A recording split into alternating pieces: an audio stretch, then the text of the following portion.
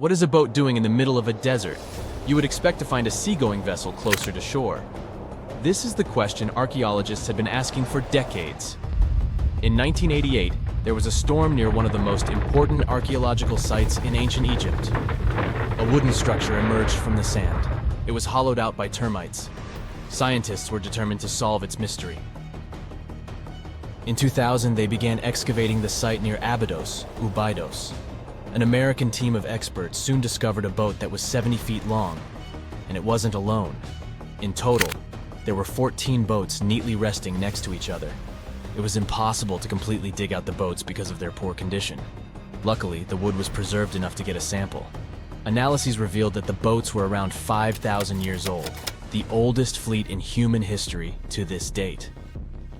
The time of their construction predates the pyramids at Giza by half a millennium. Each ship of the fleet rested in a vault that matched its dimensions. The room was roughly a third of the size of a tennis court. It had mud brick walls that featured more than 120 drawings of boats. Ancient Egyptians incised them on whitewashed walls that were excellently preserved. Scientists have known about these mysterious chambers for well over a century.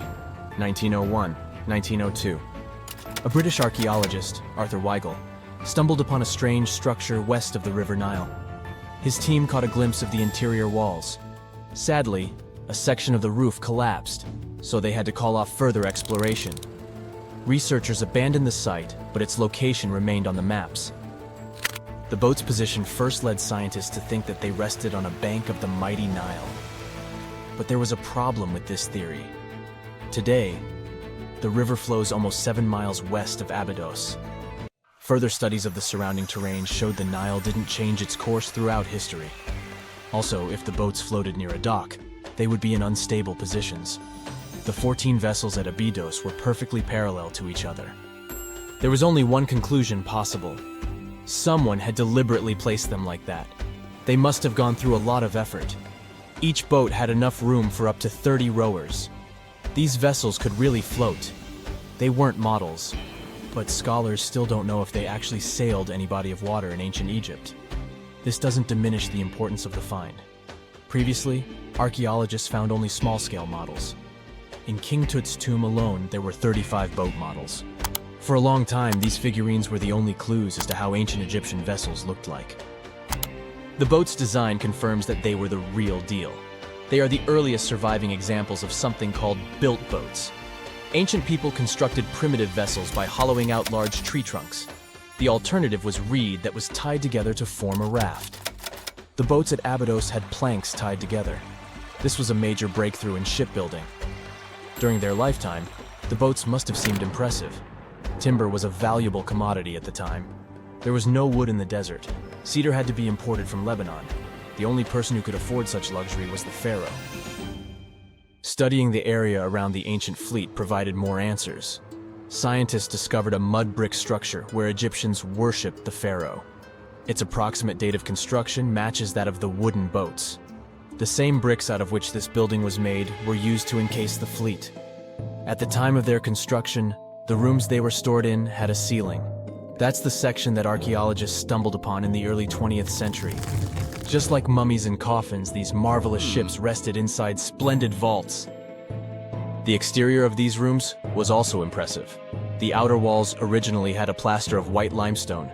It reflected sunlight. In the desert sun, the structure housing the boats must have shone from miles away. Ancient Egyptian builders used the same technique to cover the pyramids 500 years later. Today, their surface looks jagged, but it wasn't always like this. When they were constructed, the pyramids had a top layer of fine white limestone. Their surface was smooth and it gleamed in the sunlight. Instead of stairs, the outer layer of the pyramids was more of a sleek ramp. Archaeologists were left with one final question. Which pharaoh owned the fleet? The answer lay just a mile from the site. This is where the tomb of a pharaoh from the 5th dynasty rested, King Senwosret III. Its time and style of construction matched the ones of the chambers with boats. The very end of his rule might explain how the boats ended up in the middle of the desert. The pharaoh probably passed away in northern Egypt. Then his body was transported down the Nile to Abydos in a marvelous procession of decorated boats. The vessels were later lowered to chambers near the final resting place of their owner. This had a symbolic meaning. In the ancient Egyptians' belief system, ships played a key role. Their supreme deity was Ra. He traveled through the sky during the day in the form of the sun. At nighttime, he sailed through the netherworld in a solar boat. The pharaoh identified himself with Ra. That's why he needed boats in the afterlife. That was the only way to regenerate himself. Just as the sun rises every day above the horizon. This belief existed for thousands of years. The more famous Pharaoh Khufu also had a ship. Scientists found it in 1954 next to his pyramid at Giza. It is some 4 centuries younger than the fleet at Abydos. But Khufu's ship was almost 2 times longer. The Great Pyramid of Giza and King Tut's tomb are some of the most famous archaeological finds in Egypt. But there are many more secrets hiding beneath the endless sands of the Sahara Desert. Recently, 2020, archaeologists found a lost city there. They have labeled it as the most important discovery since King Tut's tomb, 1922. The city of Aten is some 3,000 years old. Historians hope it will give them a unique insight into the everyday life of ancient Egyptians. The famous archaeologist and Egyptologist Zahi Hawass proclaimed the site a lost golden city. Aten sits some 300 miles south of Egypt's capital, Cairo. It is close to the famous Valley of the Kings. Archaeologists first found sections of mud brick walls that spread out in all directions. They discovered complete rooms with tools of everyday life inside. The research team unearthed a bakery, a residential neighborhood, and an administrative district. They all date back to the time when the Egyptian civilization was the wealthiest in its long history. They were also the first to make objects from iron. In 1911, scientists found a set of iron beads near a village in Lower Egypt, El Gurza. These are the earliest known iron artifacts. The discovery is literally out of this world. Ancient people made them by beating into shape a piece of a meteorite. The 9 beads were once part of an ornate necklace. They are now blackened and corroded, which is perfectly normal for a piece of jewelry that is over 5,000 years old. They consist of an iron-nickel alloy. Researchers were impressed by the skill of ancient jewelers who processed the beads. Their craftsmanship is more impressive when you think that they didn't know the stellar origins of the material. The Great Pyramid of Giza also has a remarkable feature. An international research group investigated the electromagnetic response of the structure to radio waves. They found that the pyramid has the ability to concentrate electromagnetic energy inside it. This occurred inside its chambers as well as under the pyramid's base. It contains an underground, unfinished chamber. It seems that the electromagnetic response is connected with the properties of limestone, the Great Pyramid's main building material. The research results might have a practical application. The way solar cells and nanosensors function could be improved by this remarkable find. Strange things occur in the cold waters of Antarctica. One of these things happened to a ship called Jenny. It was a small schooner whose history began in 1822. The boat and its crew set sail and disappeared a year later. For 18 years, the ship was considered sunk. People forgot about it, but in 1840, the vessel reminded the world of itself. That year, the whaling ship Hope sailed through the Drake Channel in Antarctica. The crew members noticed a ship among icebergs. It was the schooner Jenny. It was floating slowly in the dark, with no signs of life. The captain of the Hope, Mr. Brighton, gave the order to approach the mysterious vessel. They thought it was some creepy ghost ship, but as they came closer, they noticed crew members on the deck. The sailors of the Hope called out to them, but received no answer. This time, it became clear that something terrible had happened to the Jenny. When Brighton boarded, he realized that the Jenny crew members weren't missing. They were here. Frozen people stood like statues. Brighton went down to the lower deck and found the captain. He was sitting frozen at the table, holding a pen. Brighton looked at the logbook. The last record was made on May 4th, 1823.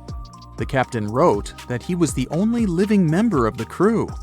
They spent 71 days without food. It seemed that the ship got lost in the sea because its captain went off course or sailed into an iceberg. but no one knew for sure. After that, nobody ever saw the Jenny again. According to rumors, the crew of the Hope abandoned the frozen ship and left it to drift in the cold waters. According to other rumors, this whole story is fiction. The story of the Jenny was described in a German magazine in the middle of the 19th century. Still, there was no further evidence of the ship's existence. Already in our time, Cambridge University decided to explore the case of the Jenny. The researchers discovered that one of the crew members of the Hope, who didn't disclose his name, told someone the legend of the frozen ship. Someone shared the story with another guy, and it was published in a German magazine called Globus. And that's all. There was no other evidence. One of the most famous ghost ships was the Mary Celeste, and there's no doubt about its existence. The history of this vessel was documented in court. People wrote about it in newspapers, but the most exciting thing is that the ship continued to be used even after 10 people disappeared from its deck. The history of the Mary Celeste began in Canada in 1861. When it was first built, the ship was called the Amazon. It changed captains several times, and it also hit some rocks. The boat was sold, bought, then sold again, repaired, and sailed under the name Mary Celeste. In 1872, it had a new captain, Benjamin Briggs. He was a decent, brave man with a lot of experience in navigation. He had a beloved wife, a daughter, and a son. When he went on his last voyage, he took his wife and daughter with him, and his son stayed in America. In November of 1872, the Mary Celeste sailed from the port in New York with 10 people on board and disappeared. 8 days later, another ship, the Dei Gratia, also left New York and followed the same route. Dei Gratia's captain, David Morehouse, noticed the Mary Celeste and immediately realized something was wrong. The ship was moving too freely, as if no one was controlling it. The captain tried to contact the crew members, but no one answered him. Then, together with other sailors, he climbed aboard the Mary Celeste. The ship was in good condition. There was no damage. The hold was slightly filled with water, but it could be easily pumped out. Everything seemed fine, but one lifeboat was missing. The crew members' valuables were in their cabins. The cargo was in the hold. The supplies of water and food were untouched. Judging by the records in the logbook, the ship was caught in a storm, but it was not too strong. Other ships also sailed through this storm, but nothing bad happened to them. The last record was dated November 25th, and it claimed that everything was fine. The sails of the Mary Celeste were slightly damaged, but perhaps it happened after the crew had disappeared. The whole ship was in excellent condition, but what made the people leave it? Part of the crew of the Dei Gratia stayed on board the Mary Celeste to bring it to dry land. Everything went well. They delivered the ship to the closest port. Next, the captain of the Dei Gratia appeared before the court and told about what had happened. However, the prosecutor and the judge didn't want to believe in the story of the Mary Celeste. They were sure the captain got rid of the ship's crew to get money for its cargo. According to the maritime laws of that time, if you found a ghost ship with valuable cargo, then a substantial part of this cargo belonged to you.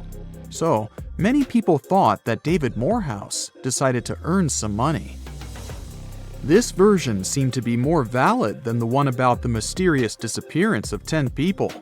Fortunately, no one accused the captain of committing a crime. They thanked him for his service and gave him a monetary reward. However, his reputation was damaged, which greatly affected his career, as many believed he attacked the crew of the Mary Celeste. But even after this terrible case, trial, and investigation, the story was not over. The Mary Celeste was still an expensive and efficient vessel. It sailed several times, but then one captain crashed it into the reefs to get insurance. The court revealed this deception and accused the captain of intentional property damage. The story of the Mary Celeste became famous all over the world. People began to build their theories, realistic and not. Someone believed the ship had sailed through the Bermuda Triangle, but this version was quickly refuted, as the route of the Mary Celeste passed thousands of miles away from the Bermuda region. Did the Kraken or another giant monster attack the ship? Nope. Since the boat was found in almost perfect condition, there were no signs of a struggle. One of the most popular versions was that the crew of the Mary Celeste stole some valuable cargo and sailed to Spain on the rescue boat. However, those who knew Captain Benjamin Briggs said he was a good, honest man. Besides, he had a son in New York, and Briggs would never leave him. A more thorough investigation revealed that a series of accidental circumstances could have caused the disappearance of the ship's crew. Before its last voyage, the vessel delivered coal. Perhaps the pump intended for pumping water got clogged with coal after that. And when the ship got into a storm, the hold filled with water and the pump broke. The captain couldn't understand the amount of water because numerous barrels in the cargo hold blocked the view. Benjamin Briggs assumed it was dangerous to stay on the ship during a storm, so he evacuated with the passengers on a lifeboat. Perhaps they were close to land and decided to sail there, but the storm intensified and overturned the boat. Also, one record in the log journal said that the chronometer was faulty. It was a device that helped to determine your location at sea using longitude. Briggs got lost and didn't know which way to sail. The storm was strong, and he couldn't determine whether the ship would sink. Perhaps Briggs decided to leave the ship in a rescue boat when he saw the coast of the Azores.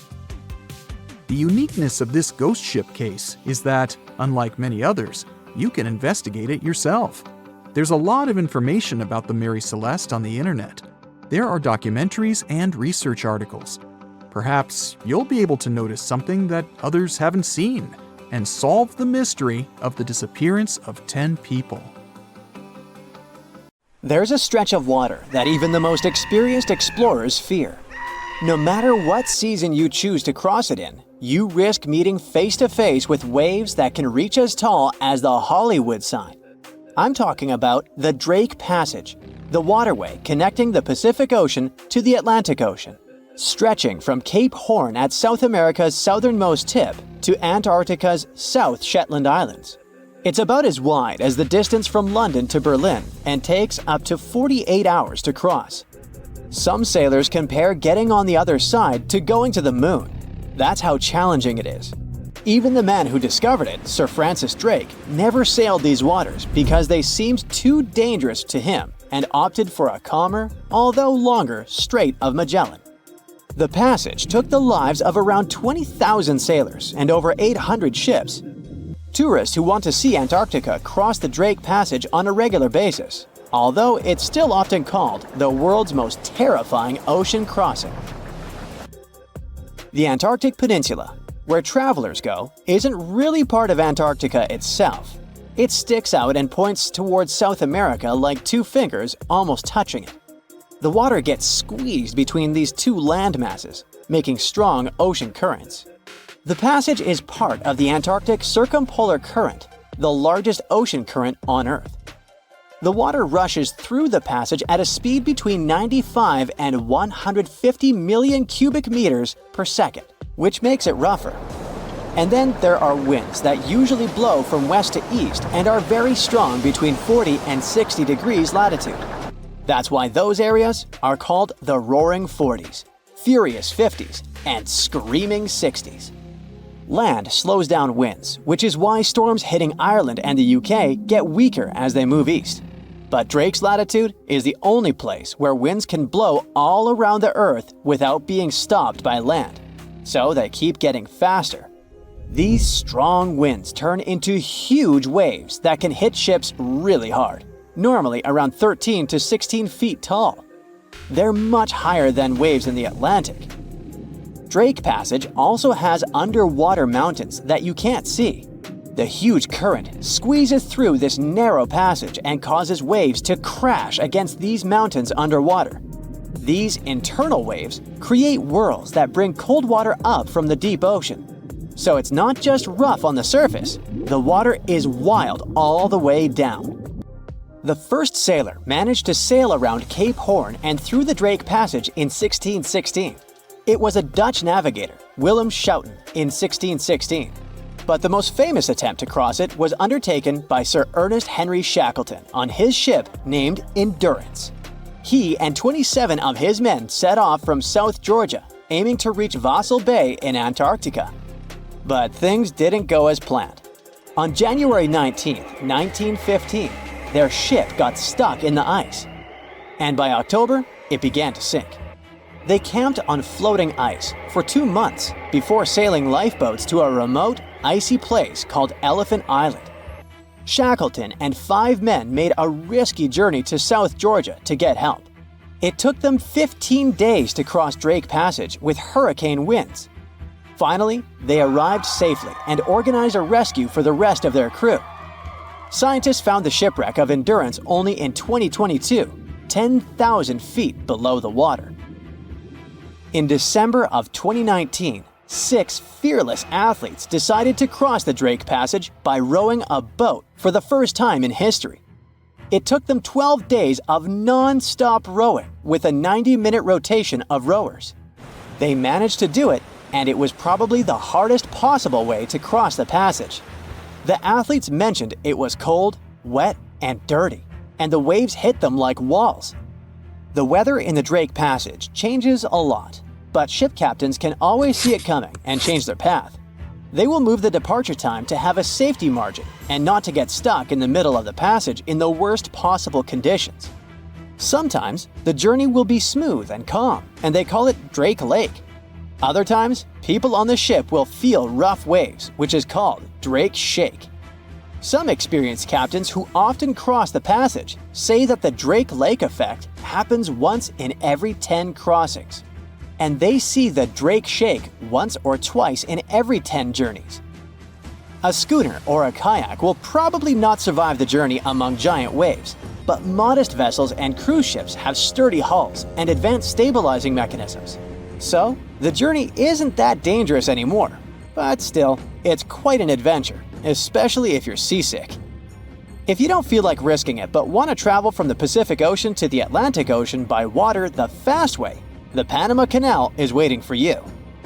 People first started thinking about making a water path across Panama in the 16th century. Back then, a Spanish explorer found out that only a thin piece of land separated the two oceans. But it seemed impossible to build it because of the mountains and thick jungle, so the idea had to wait a couple of centuries. Finally, in 1880, France, led by the man who built the Suez Canal in Egypt, tried to make the canal.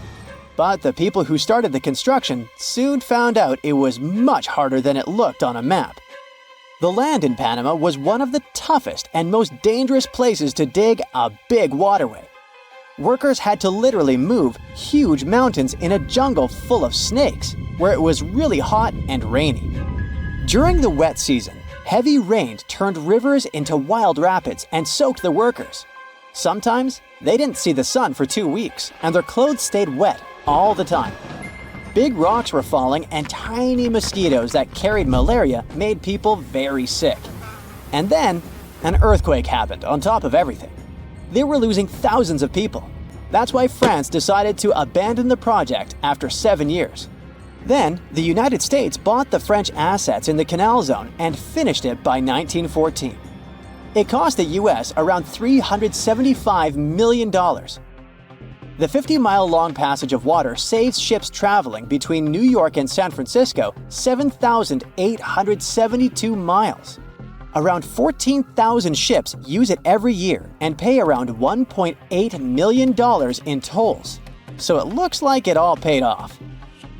Another challenging waterway in this part of the world is the Amazon River. It's around 4,300 miles long and flows through 3 countries with over 30 million people living in its basin. But there isn't a single bridge across it. The river has many marshes and soft soils, so engineers would need to build very long bridges and very deep foundations, which costs a lot of money. Building bridges over deep water is tough, but in other places in the world, engineers can use things like floating platforms to help. The river's path and water levels change a lot during the year. During the dry season from June to November, the river is usually 2 to 6 miles wide. But in the wet season from December to April, the river can become as wide as 30 miles. And the water level can rise by 50 feet. That's why they can't build floating bridges or pontoons. The riverbanks are made of soft dirt that moves and erodes with the seasons, and it makes things even harder. It would have to be an absolutely unique project to overcome all these challenges.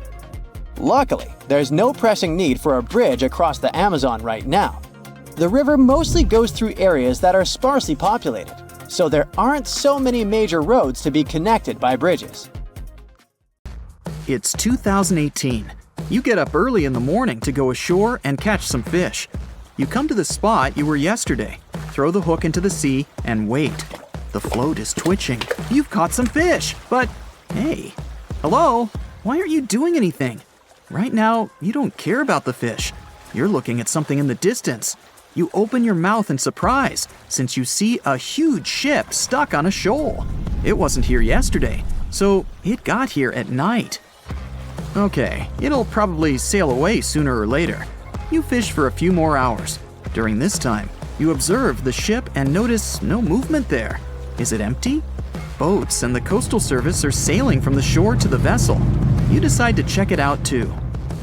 You get in your old boat and go there. The mist descends to the water, making the ship look creepy. The colossal vessel is rusty and empty. But where is the whole crew? And how did it get there? The Coast Guard comes on board. They search the hold, the cabins, and the upper deck. There's someone's stuff, some remnants of food supplies, notebooks, and clothes. Everything suggests the crew has disappeared for some reason. Fishers who noticed the vessel first didn't see anyone coming down from the board. No radio signals were sent to the port, and no one reported about the ship. It appeared here from nowhere. The only chance to get any information is to look at the number and name of the vessel. This is Sam Ratulangi, PB 1600. The Coast Guard checks the information, studies the data of all the country ships, and no way. One company built the boat in 2001 in Indonesia. People used it to transport heavy loads across the seas around Asia. The ship had been properly operating for 8 years.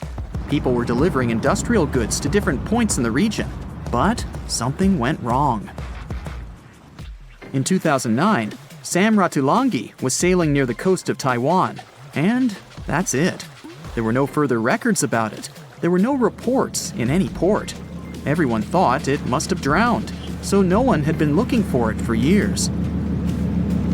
And then, 9 years later, it appears here, big and rusty, off the coast of Myanmar, without sailors, without fuel. An investigation starts. City services are trying to find out the names of all the sailors working on the ship and find clues that would lead to solving this mystery. They also hope the ship owner will appear soon. They find 2 tow ropes on board. This means that some other ship towed Sam Ratulangi to this place. Then they identify and find 13 crew members. These people say they wanted to reach the factory in Bangladesh to repair Sam Ratulangi. Another vessel helped tow the ship, but then 2 cables tore off, and a storm began. No one wanted to stay on board during such weather, so the crew members left it. No one knows what the ship has been doing for the last 9 years, and how it was possible without people on board. And here's another, much more mysterious ship story. On February 16, 2020, locals found a large cargo ship stuck on a rocky shore off the coast of an Irish village. The boat looked rusty, with holes in the hull and rotten parts. People hadn't seen this vessel the day before, so it appeared there at night. The last time people saw the Alta cargo ship was a few months earlier, thousands of miles off the coast of Ireland. That day, the Alta was sailing in the waters of the Atlantic Ocean. Another ship, the MS Protector, noticed it. MS Protector crew members tried to contact the ship, but received no response. The people on board realized that they were facing an empty vessel. And then, 5 months later, it appeared near the coast of Ireland. There are more questions than answers in this story, but we managed to find something out. In 2015, the Alta appeared and disappeared from the radar several times. Any ship has an internal tracking system, so people can track its route using satellites. But Alta crew members often disabled this system. Perhaps they were engaged in some illegal activity. Anyway, in 2017, the ship often sailed between the ports of Greek islands. Then, the tracking signal disappeared and appeared only 10 months later, off the coast of North Africa. During this time, the ship changed several flags. In September 2018, the Alta was southeast of Bermuda and headed for Haiti. Then, the crew started facing problems. First, the main engine failed right in the middle of the Atlantic Ocean. The ship began to drift. Several days passed, but the crew members weren't able to repair it. They began to run out of food and water supplies. The situation got even worse when they found out that a hurricane was approaching the place. Fortunately, they managed to contact the U.S. Coast Guard. A helicopter flew to the Alta on October 2nd to bring them some supplies. There was enough food for several days. Then, a rescue boat sailed to the ship. It evacuated all the sailors and delivered them to Puerto Rico before the hurricane. The Alta had to drift alone in the ocean. After a while, another ship approached the Alta to tow it to the shores of Guyana. But at this moment, everything went wrong. Someone stole the boat, disabled the tracking system, and sailed away in an unknown direction. After almost a year, the MS Protector found the empty Alta in the waters of the Atlantic Ocean. And then, 9 months later, the ship without a crew sailed to the shores of Ireland. How did it manage to travel across the Atlantic and get to the coast of Ireland? It's still a mystery. Maybe it was just luck. No one else saw the ship all this time. It was just covering huge distances, surviving storms. Who's the captain? What happened to the thieves? Who owns the ship now? One day, someone called the village administration and introduced themselves as the vessel owner. But that unknown person didn't provide any evidence. They found several barrels of oil on the ship, which they took away by helicopter. The Alta was rusting. Corrosion of metal could damage the environment. The vessel had no commercial value, yet it would have taken millions to get rid of it. There were 3 options for what to do: leave the ship where it was, tow it into the sea and let it sink, or disassemble it for scrap. But nature had its own plans. Storms and strong waves split the hull into 2 parts. The Alta was drifting without a crew in the waters of the Atlantic Ocean for about 2 years. But this is nothing compared to a ship that was traveling for 38 years. The record belongs to the SS Baychimo. It was a merchant vessel owned by some trading company. In 1931, the ship found itself on the ice off the coast of Alaska.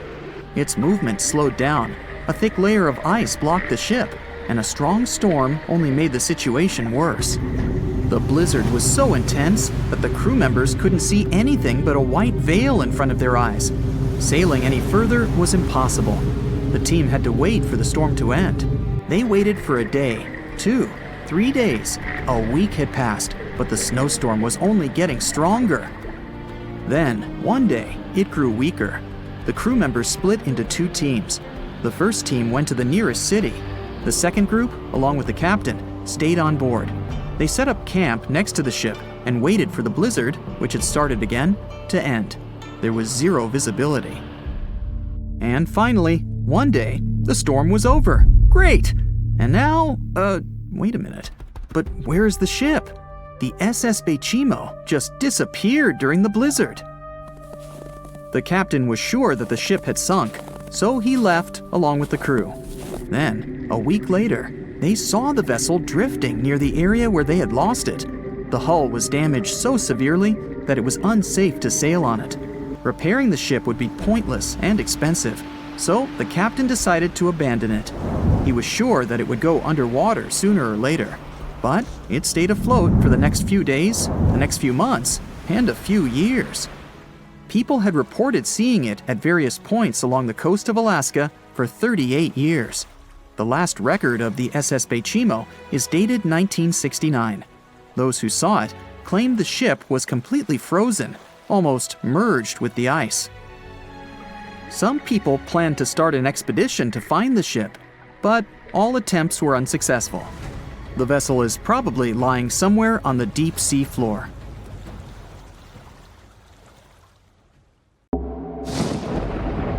There's a ship drifting somewhere in the ocean without a crew. The last time someone saw it was over 50 years ago. Its story reminds of that of the Flying Dutchman, a ship that's bound to sail forever and bring disaster to whoever sees it at sea. At least the legend says so. Unlike the Flying Dutchman, the SS Baychimo was definitely real and built for a German company in Hamburg and began as an ordinary cargo ship. It was trading supplies between Hamburg and Sweden in the Baltic Sea starting from 1914. It had a strong steam engine and a hull made of steel.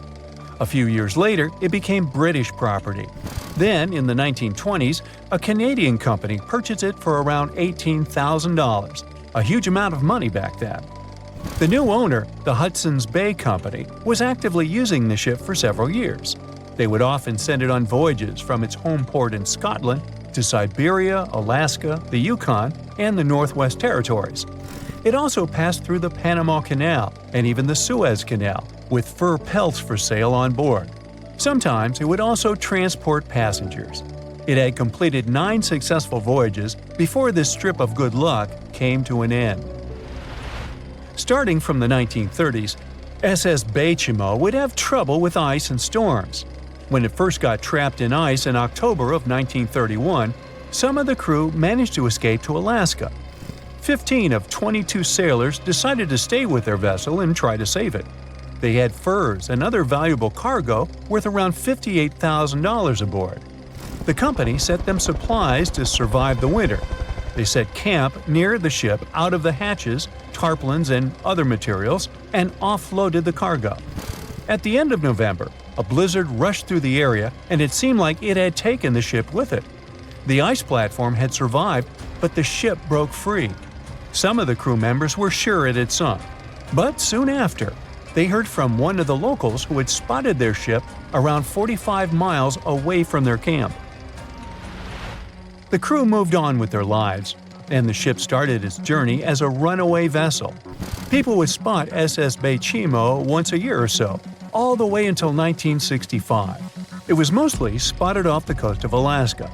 A man going to Nome with his sled dog, along with prospectors, explorers, and treasure hunters, all claimed to have seen SS Baychimo. Someone tried to board it and take it to port, but ended up stranded on it for days because of horrible weather. Others got luckier and managed to take a whaleboat, some furniture, and other valuables from the vessel. Those who got close to the ship saw that it was damaged and missing the propeller. Still, it stayed afloat without a crew for at least 38 years and became the longest sailing ghost ship in history. In 2006, the Alaskan authorities started a project to solve the mystery of this ghost ship of the Arctic and finally find SS Baychimo, either still above or below the water. So far, the project has not been a success. SS Baychimo remains one of the estimated 4,000 ships that have disappeared off Alaskan shores. If the legend of the 17th century isn't lying, this ghost ship could be sailing somewhere along the Flying Dutchman. It belonged to the Dutch East India Company. Its captain managed to do the impossible for that time and sailed from Holland to Indonesia in only 3 months. They said he was flying over the sea, and some evil tongues explained that he had made a deal with evil forces to achieve that. Once the ship was sailing back home, its captain and crew disappeared without a trace. There are many versions of what happened to it. One of the first ones said it had tried to enter port at the Cape of Good Hope, got in a terrible storm, and sank as there was no captain to save it. Another legend says the captain had refused to obey the skies to let the ship sink during the storm. A scary life form then struck the boat and the crew, and it was condemned to forever wander without rest. Many sailors claim to have spotted the wandering Dutchman. The Duke of York, who was to become King of England, mentioned having seen it in Australian waters. Right after spotting the ship, the man who saw it first fell from the top of the mast and didn't survive. There were more encounters with this legendary ship up to the middle of the 20th century. Ships would nearly collide with it as the Flying Dutchman jumped out of the blue. Scientists have a more logical explanation for this mystery: Fata Morgana, not to be confused with Hakuna Matata. Now, when you're out at sea on a hot day and the air is all wavy, it feels like when you look at the road on a scorching summer day. That's because of something called atmospheric refraction. When light passes through different layers of air with different temperatures and densities, it bends and twists. Sometimes, under certain conditions, this bending of light can create really bizarre optical illusions over the ocean, like sightings of the Flying Dutchman. The Fata Morgana phenomenon can make distant objects appear distorted, stretched, or even lifted above the horizon. So you can see a ship far away, but because of the way the light is bending, it will look like it's floating above the water or even disappearing and reappearing. A Fata Morgana is most commonly seen in polar regions, especially over large sheets of ice that have a uniform low temperature. But you can see it anywhere, even in deserts and over lakes on hot days. The first stories about ghost ships go all the way back to ancient Greek and Roman mythology. One of the most famous ghost ships in history is the Mary Celeste. This brigantine was traveling from New York City to Genoa and was fully stocked with provisions, but missing a crew when it was discovered in the Atlantic Ocean in 1872. The crew's personal belongings were also there, completely undisturbed. The final entry in her log was made 10 days earlier. We still don't know what happened to its crew, and the ship has inspired many spooky stories and legends. The Lady Lovibond was another legendary schooner that is believed to have been wrecked off the coast of Kent in the middle of the 18th century. The story tells that the ship's captain, Simon Reed, had just got married and took his bride on board for a celebratory cruise, despite the superstition that it could bring bad luck. They were on their way to Portugal when the first mate, who is also in love with the captain's new wife, went mad because of jealousy, attacked another crew member, and then took over the wheel and steered the ship straight into the dreaded Goodwin Sands. No one aboard survived, and the schooner is said to reappear as a ghost vessel every 50 years. In present times, many vessels become abandoned and turned into ghost ships intentionally. There are thousands of them floating in U.S. rivers, lakes, channels, and coastal waters. Some people lose their boats in storms and other extreme weather. Others have to abandon their boats because maintaining them can cost 10% of the boat's price. Plus, docking a vessel can add up to several $1,000s every year. Most boats have been made of fiberglass, so an owner can't just recycle them as scrap metal. So, once they want to get rid of it, they often tie it to a dock and sneak away, or leave it floating far away from the shore, or just try to sink it.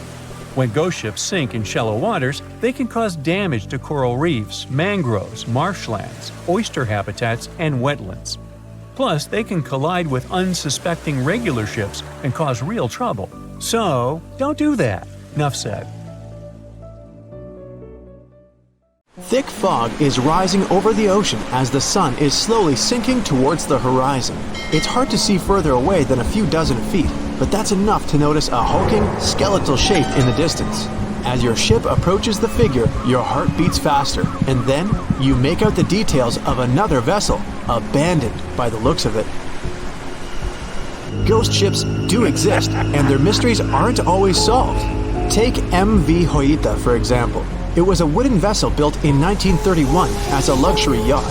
It had served well to various people over 20 years before it was bought by a Samoan sailor and became a merchant ship. In 1955, though, Joyita's service came to an abrupt and mysterious end. On October 3rd, it set sail for another trading voyage that should have taken no more than 48 hours. Delays happen in the sea, so when Joyita didn't arrive on October 5th as scheduled, there was little worry yet. But then it failed to come on the following day too. There was no distress signal or any other sign of Joyita's presence anywhere between its departure and arrival points. A search and rescue party was dispatched to find the ship, and for 6 days, they were scouting the area of nearly 100,000 square miles. On October 12th, the mission returned to the base empty-handed. Joyita vanished without a trace. It was only a month later that another merchant ship, Tuvalu, noticed the missing vessel far away from its route, drifting in the open sea and listing heavily. The sailors boarded the ship and found that all of its crew and passengers, 25 people total, were missing, along with all the cargo the vessel had been carrying.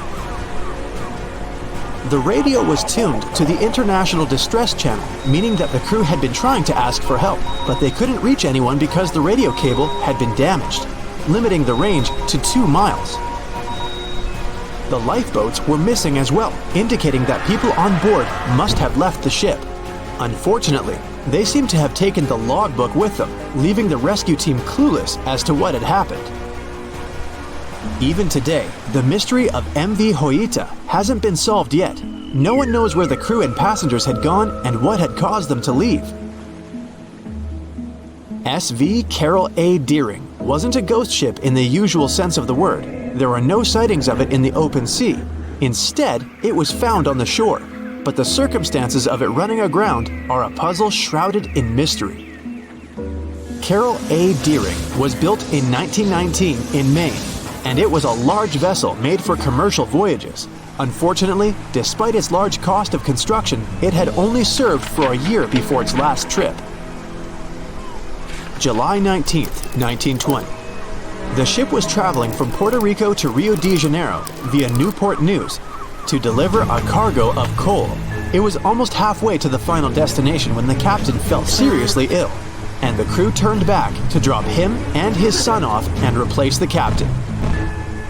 The voyage went without incident, but when it came to Barbados in December to resupply, there were strange moods among the crew.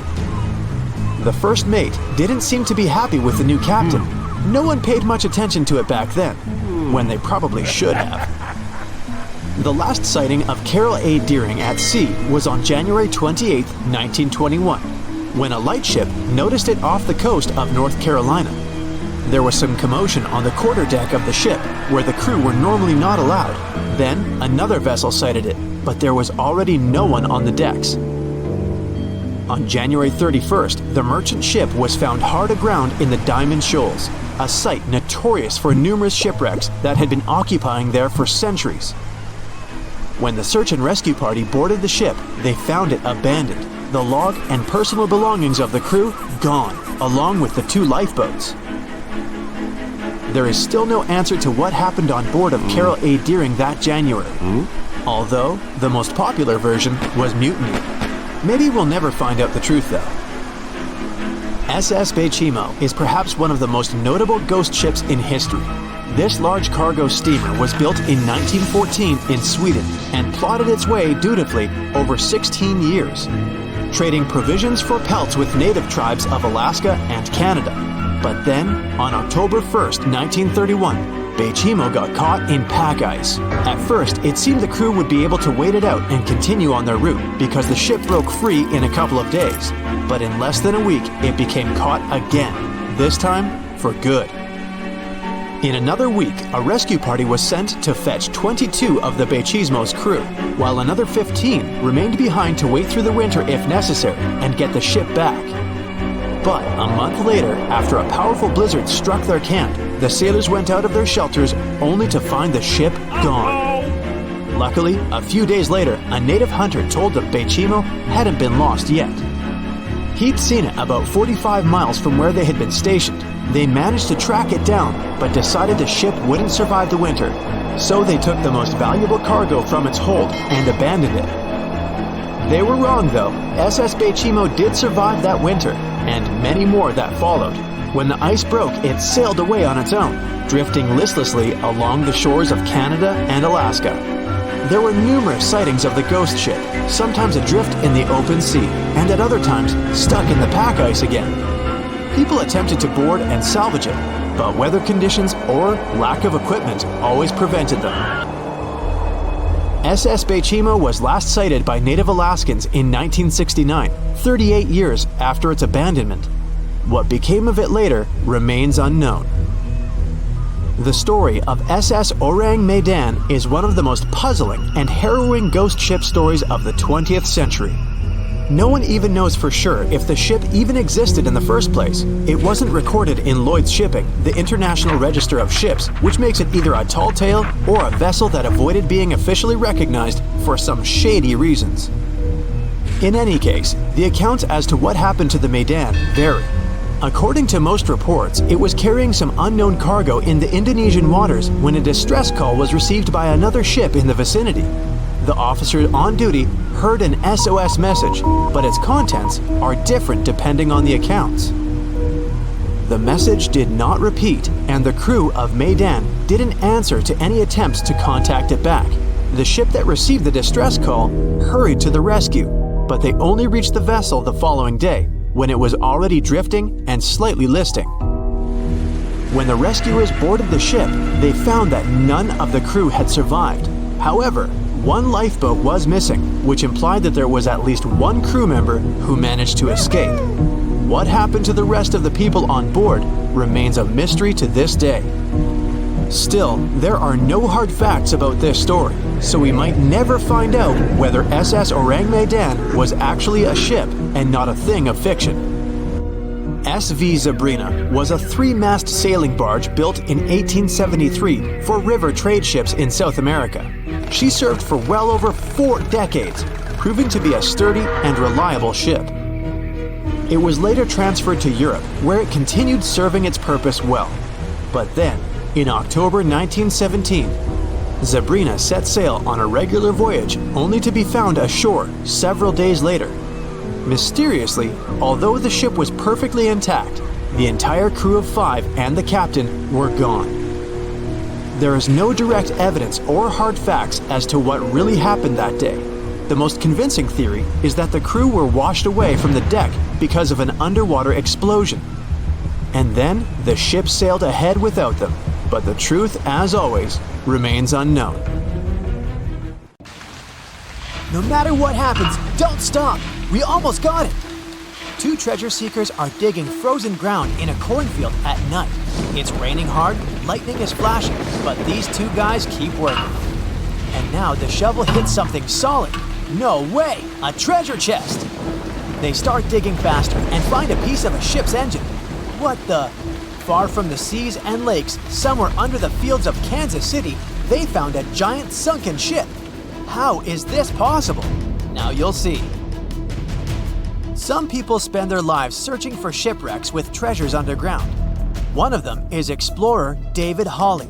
He's been looking for such ships far from the seas, rivers, and oceans for many years. He does this because he likes the feeling of adventure. The holds of these ships may contain chests of gold, antiques, and artifacts, and you can get a lot of money for them. David says you don't have to go into the ocean to find a sunken ship. They may be lying in your backyard. But why do ships end up buried underground among fields, farms, and plains? Let's find out using the example of Steamboat Great White Arabia.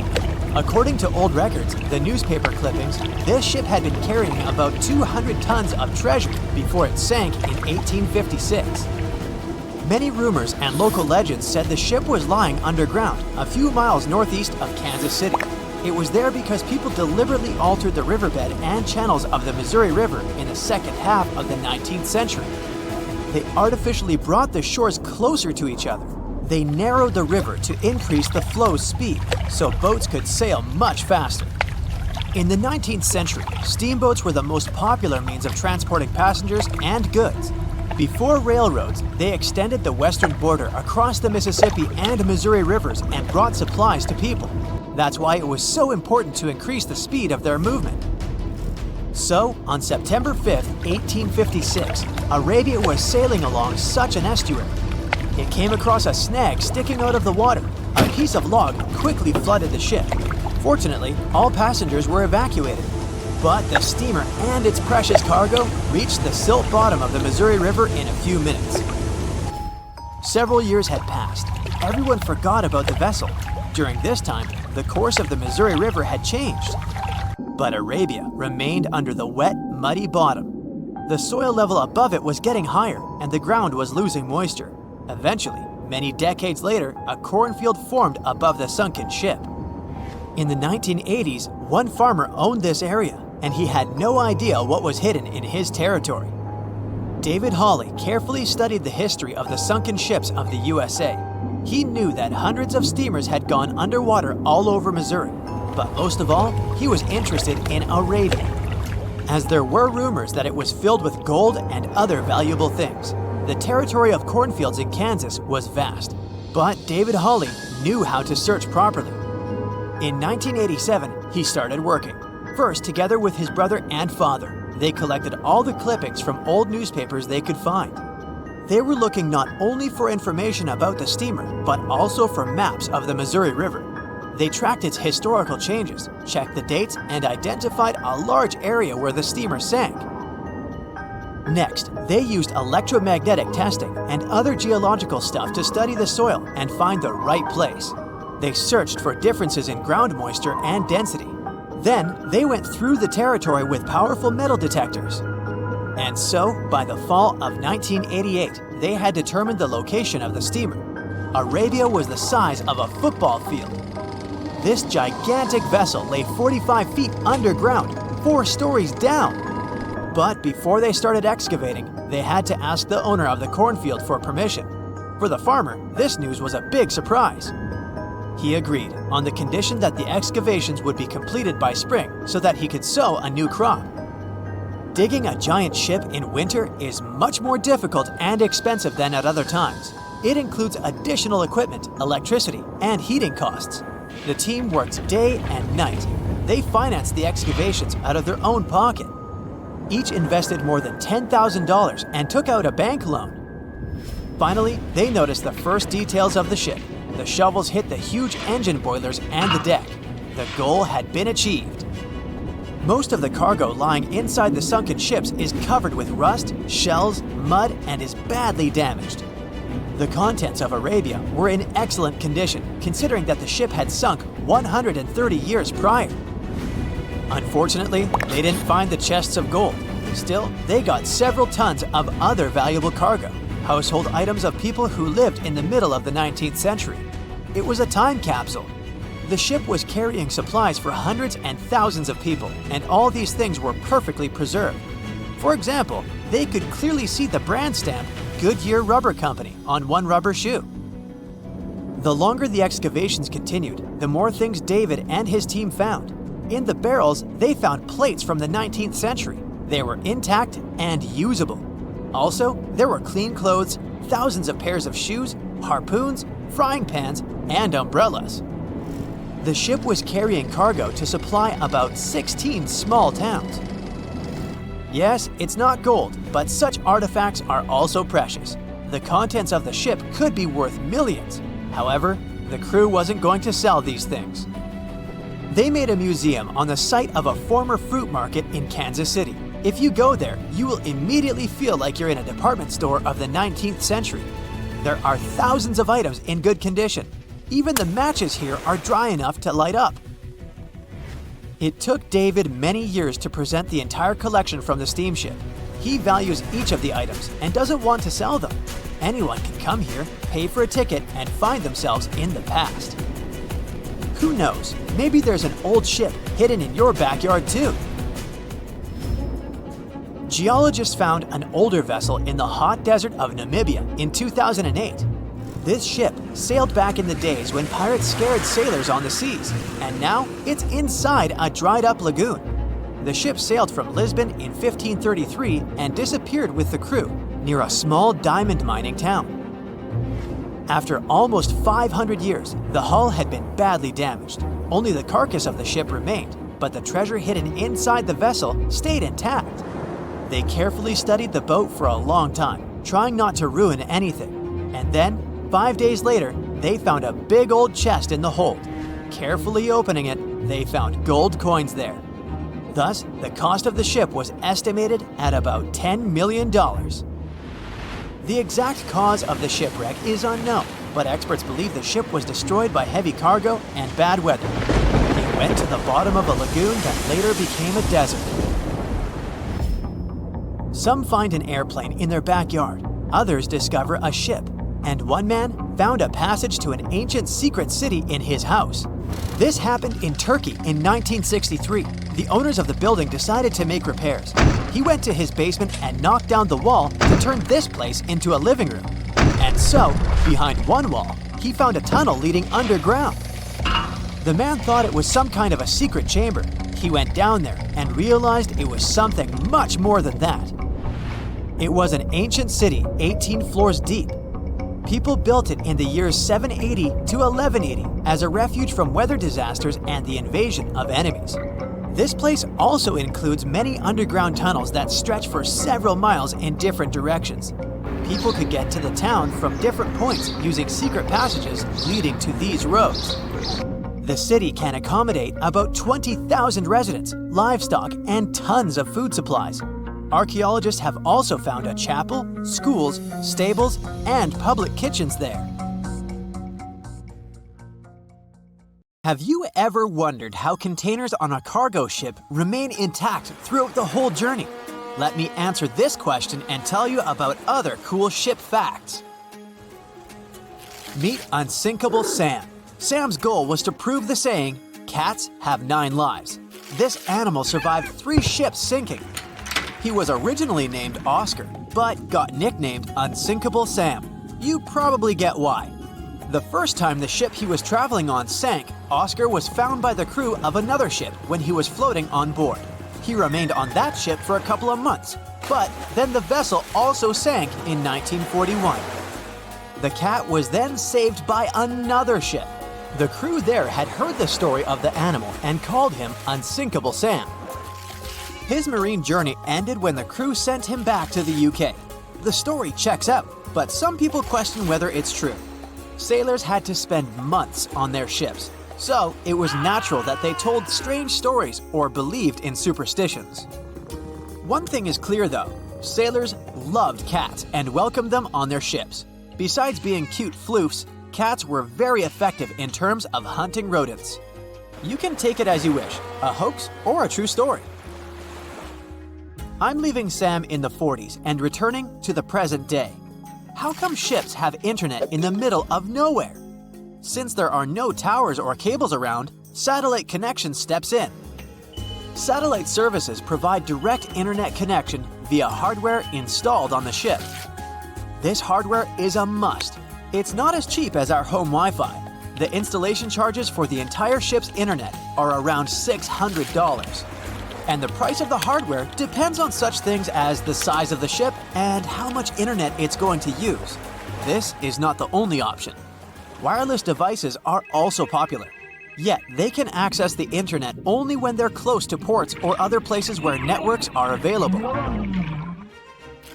The Titanic was a giant luxurious hotel for some of its passengers. You may have heard that it had lots of amenities you could use, even its own newspaper. Yep, it was called the Atlantic Daily Bulletin. It was published on the ship. The paper had news articles, advertisements, and the latest stock prices. It also mentions daily menus, horse racing results, and society gossip. Where ships get fuel is also a good question. There aren't fuel stations floating in the ocean. Bunkering is the answer. Ships use different kinds of oil for different purposes. Bunkering is loading fuel onto a ship. This process takes place at ports. The storage and provision of the ship fuels can be made by tankers. Currently, Singapore is the largest bunkering port in the world. Imagine you're on a cruise ship and you need to use the toilet. What happens after you flush? The sewage goes to a place called an onboard treatment plant. There, the waste is filtered. Then it moves to another chamber. This chamber cleans the waste and sterilizes it. Lastly, the waste is dumped into the ocean when it's clean enough. Those substances that don't go through the filter are kept on the ship. A ship gets rid of them when it arrives at a port. Speaking of toilets, I must mention that wastewater is color-coded on cruise ships. Every person on a cruise uses 40 to 50 gallons of water each day.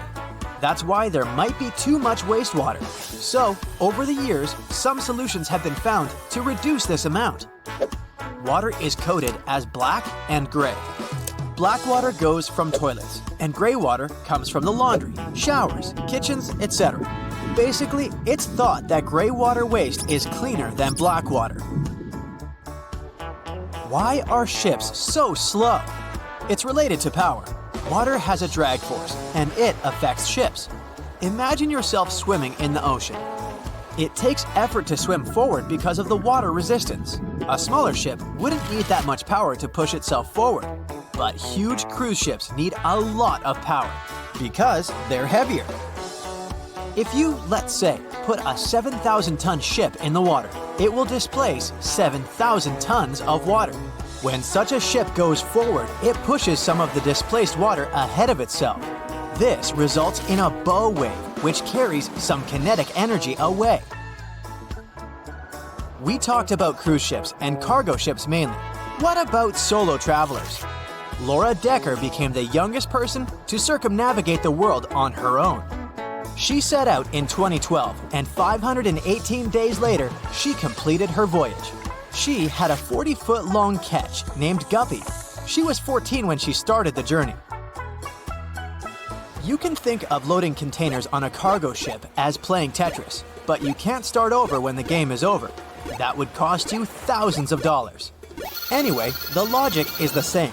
The first layer should be strong enough to support the rest. The bottom containers, or first tier, if you want to sound more like a pro, are secured with twist locks.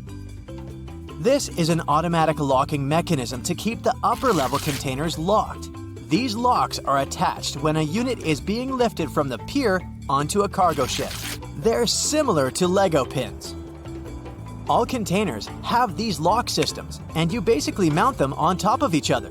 Plus, many cargo ships have vertical slots made of long metal rails. They're like cells that hold containers and prevent them from moving and falling into the deep water. How do they unlock the mechanism? There's a special rod to do it. In the past, cargo ships were allowed to only stack 5 to 6 containers on top of one another. With the appearance of the lock mechanism, it's possible to make 10 to 12 layers. Still, hundreds of containers get lost each year because of harsh weather conditions, or simply because of the negligence of people who load them. According to some data, more than 3,100 containers were lost in 2020 to 2021. The number was only 779 in the previous year. This means an almost 400% increase. Apparently, there are hidden passageways and secret doors on cruise ships. The ship's staff get from one place to another without using the stairs and doors that passengers use. There's a network of corridors and stairs all around the ship only the crew members know about. These secret doors can blend in with the walls. This way, they become undetected by those who don't know there's a door there. Gigantic cruise ships are basically floating pieces of metal. The walls of the cruise ship cabins are magnetic. That's why, when on a cruise, you can buy travel-themed fridge magnets and use them to decorate your cabin. The Seawise Giant is the largest ship in history. It was built between 1974 and 1979. Its length was greater than the height of the Eiffel Tower. The vessel sunk in 1988, but was later retrieved and put into service. What about the smallest ship in the world? Researchers in the Netherlands have built the world's smallest vessel. It's about 1/100th of an inch long. To put it in perspective, this is about 1/3 the width of a strand of your hair. They built it with the help of a 3D printer. Do you know that some people have residences on ships? Yes, sounds like a dream, if you like the water, of course. Residents permanently live on a ship as it travels the world. MS The World is an example of a private residential cruise ship. The residents can live on board as the liner travels to exotic destinations. They can stay there full-time or come back periodically during the year. Since the UK is an island nation, things it imports have to be delivered by sea or by cargo planes. The number might surprise you. 90% of everything they buy arrives at their ports by sea. Do you know any other cool marine facts? Comment below. In 1945, 5 TBF Avenger aircraft took flight for a routine training exercise around the Bermuda Triangle. In the middle of the exercise, the planes were struck by intense rain and heavy winds despite the clear weather forecast. The pilots became extremely disoriented and radioed the base to report that their navigational equipment had stopped working. The last thing the base heard was, "When the first plane drops below 10 gallons, we'll all go down together," and then static. The 5 planes and their 14 crew members were never seen or heard from again. On his very first voyage to the New World in 1492, Christopher Columbus sailed through the Bermuda Triangle. Columbus reported that one night when he was on the deck of the ship, he noticed a giant light appear in the distance, unlike anything he had ever seen before. Columbus looked at his compass for direction, and it gave off erratic readings. You might have noticed that the Bermuda Triangle doesn't appear on any world map. This is because official institutions refuse to acknowledge that the area actually exists. A popular theory suggests that rogue waves are responsible for the many disappearances. Rogue waves are called extreme storm waves by scientists. They occur when different weather patterns take place at the same time and cause large, unexpected waves. Witnesses say that the waves look like giant walls of water. These waves could explain why ships go down fast and without leaving any trace. The Bermuda Triangle is home to some pretty intense and unexpected weather. Storms build up quickly and unexpectedly, then disappear soon after. If you blink, you might miss it. This could explain why few distress signals are issued. Pilots and sailors never saw the weather coming. No one knows exactly how many ships and planes have disappeared in the Bermuda Triangle. The rough estimate is 50 ships and 20 planes. Most of the time, the disappearances had no explanation and no wreckage has ever been left behind. Another bizarre theory trying to solve the Bermuda Triangle mystery comes from Charlie Berlitz. He insists that the area is home to the lost city of Atlantis. The missing ships and planes and malfunctioning equipment, according to him, were all caused by rays of energy let out by the special energy crystals that power Atlantis. While this sounds silly, Berlitz's theory was convincing enough that over 20 million people bought his book worldwide. In the year 1800, a large sailing vessel called the USS Pickering departed from the U.S. on its way to the West Indies. The ship sailed into the Bermuda Triangle along with its 90-man crew and was never heard from again. The USS Pickering was the first ever confirmed ship to vanish in the Bermuda Triangle.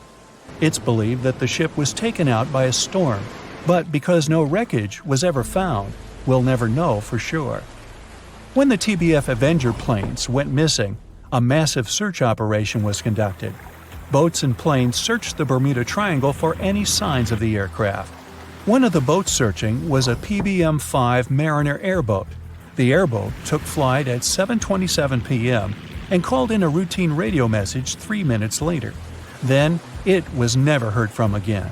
No trace was ever found of the rescue airboat or the 5 Avenger aircraft. An enormous investigation was launched into the disappearance of all these vehicles, but nothing was ever discovered. This particular area of the ocean is one of the most heavily traveled shipping routes in the world. Some skeptics believe that this fact solves the mystery. Statistically, the busier the area, the higher the frequency of accidents and disappearances. While this makes sense, it's not the frequency of disappearances that's responsible for the mystery of the Bermuda Triangle. It's the lack of explanation or wreckage found. On the ocean floor, decomposing organisms let off large concentrations of methane gas that gets trapped under the water. This gas can build up until, boom, it ruptures. The gas surges up to the surface and erupts. If a ship was in the area of one of these ruptures, the water would become much less dense and cause the ship to sink rapidly and without warning. Scientists believe this could be the cause of the many disappearances in the Bermuda Triangle. While this theory makes a lot of sense, it doesn't seem too likely. The U.S. Geological Survey has stated that no large releases of gas are believed to have occurred in this area for the past 15,000 years. The ocean floor is made of rocks containing a lot of magnetite. It's more like iron. Magnetic fields react to high concentrations of magnetite on the ocean floor, which may start a sort of conflict between the two. It can often lead to various weather anomalies and, as a result, navigation issues. And, naturally, any changes in the ocean floor or the Earth's magnetic fields influence the Bermuda Triangle a lot. Since the magnetic field is constantly moving, it might be also taking the Bermuda Triangle with it. Now that people know where the triangle is, it's easy to avoid it. It supposedly moves eastward together with the magnetic poles, but scientists still can't answer where exactly it will be in a couple of years. Some people blame all the disasters on the extraterrestrial paranormal activity. Others suppose it's all about raging natural phenomena. There's another triangle in Lake Michigan. Just like the one near Bermuda, the Michigan Triangle got its shady reputation for some disappearances. The first recorded one dates back to 1679. A large vessel, one of the largest of that time, set out on an expedition, yet once it got in the sinister triangle, it never came back. Much later, an aircraft disappeared in this triangle. The skies are usually very clear there, but back in 1883, some people witnessed abnormal things in the area. Some claim to have seen large blocks of ice falling from the skies, and the crew even managed to save one as hard proof. Meanwhile, the Pacific Ocean Mystery Area is another sinister triangle. Off the south coast of Japan, not far away from Tokyo, there's a sea where plenty of ships met their doom, disappearing without a trace in these waters. They call it the Devil's Triangle. Some scientists believe the cause of anomalies is the environmental changes. Also, there's a really high concentration of methane hydrates on the bottom of the ocean in the Pacific Triangle area. You're deviating from your original course and sailing in the wrong direction. There's the Caribbean Sea near the triangle, peppered with small islands. The seafloor here isn't deep. The ship can get in shallow waters. And now the ship is stuck on a shoal, and you have no idea where you are. If this were the 21st century, the ship's captain would be able to reach the shore using GPS and other modern navigation. But the most interesting thing is that the compass would work correctly this time, since the magnetic North Pole hasn't already coincided with the true one for a long time in the territory of the Bermuda Triangle. The agonic line is somewhere far away from here. There are no problems with navigation now, but for some reason, this is where ships disappear. In fact, not just here. Throughout the Atlantic Ocean, there are places where many more ships were gone. The Bermuda Triangle is not even in the top 10 of such places. One of the main reasons why many ships are lost here is that one of the most popular shipping routes in the Atlantic passes through the Bermuda Triangle. And the more ships in one place, the more shipwrecks. Simple probability. Then, it just starts getting weird. Other theories say that there's a space-time rift in this region. Ships and planes fall into this rift and end up in the past or the future. But for some reason, there's not a single proof of this myth. There's no reason to think that the rift is hidden somewhere here. The base of an extraterrestrial civilization is located in the Bermuda Triangle. Visitors from other galaxies steal sea vessels along with the crew, so no one finds the wreckage of the ships. This is also a popular myth that has no scientific justification. The Kraken lives somewhere in the triangle. It's a huge squid that sinks ships and also is a legend that sailors tell each other. However, gigantic squids live in the depths of the ocean. They can grow to the size of half a train car, but no cases have ever been recorded where they sunk a large vessel. And in the area of the Bermuda Triangle, they have never ever been seen. People in the past didn't know about the existence of these creatures, so when they saw them for the first time, they described them as huge, terrible monsters. Giant squids are some of the most elusive creatures on Earth, and scientists had to use sonar equipment to find them. They don't like to leave the dark depths and are likely to be afraid of the sound of any ship. So, that should squash the squid as a suspect. They say nothing is ever lost, and it's true. Let's discover ships frozen in time. The first one is truly fascinating. Here, the Antikythera shipwreck. It's a Greek trading ship from the 1st century BCE. It's located on the east side of the Greek island of Antikythera and at the merging point of the Aegean and Mediterranean seas. Around 2,000 years later, in 1900, a group of Greek sponge divers discovered the wreck. They were going to Tunisia, yet they were forced to find shelter from a storm on a nearby island. Since they couldn't go anywhere due to the storm, they decided to look for sponges until the weather got calmer. One of the divers discovered the shipwreck at depths of around 130 feet. Imagine someone going for a sponge hunt, but getting out to the surface with archaeological treasures. The captain of the sponge boat talked to the Greek officials about what they had found. The officials sent 2 ships to the wreckage. The salvage operation was successful, and discoveries are now in Greece's National Archaeological Museum in Athens. The findings included 3 life-sized marble horses, jewelry, coins, and hundreds of works of art, including a 7-foot-tall Colossus statue of Hercules. Among these treasures, Antikythera ephebe, a bronze statue of a young man, caught more attention. Because the ephebe doesn't comply with any familiar iconographic model, and there are no known copies of his type, he held a spherical object in his hand. Scholars have different theories of who that person could be, but they are not in a consensus yet. More than 70 years later, Jacques-Yves Cousteau and his team went to the area and recovered hundreds more artifacts and the remains of 4 people. Interestingly, they discovered a complex set of interlocking gears, capable of predicting the movement of the sun, moon, and several planets. The mechanism can also show the times of solar and lunar eclipses years into the future. Think of this Antikythera mechanism as an early computer calendar, to plan significant events like agricultural activities, religious rituals, and Olympic Games. These artifacts found in the Antikythera wreckage are some of the most important findings in modern archaeology. Just the Antikythera mechanism itself has changed our perception of the limits of ancient technology. The mechanism has a sophisticated design and was made over 1,000 years ago. After all these amazing discoveries, experts believe that the wreckage site has remained largely unexplored and is mostly because of its location and the landscape of the seafloor on which the ship rests. The wreck is too deep for scuba divers but too shallow to use something like a submersible. A survey made on the seafloor in 2012 showed evidence of a second wreck about 800 feet to the south.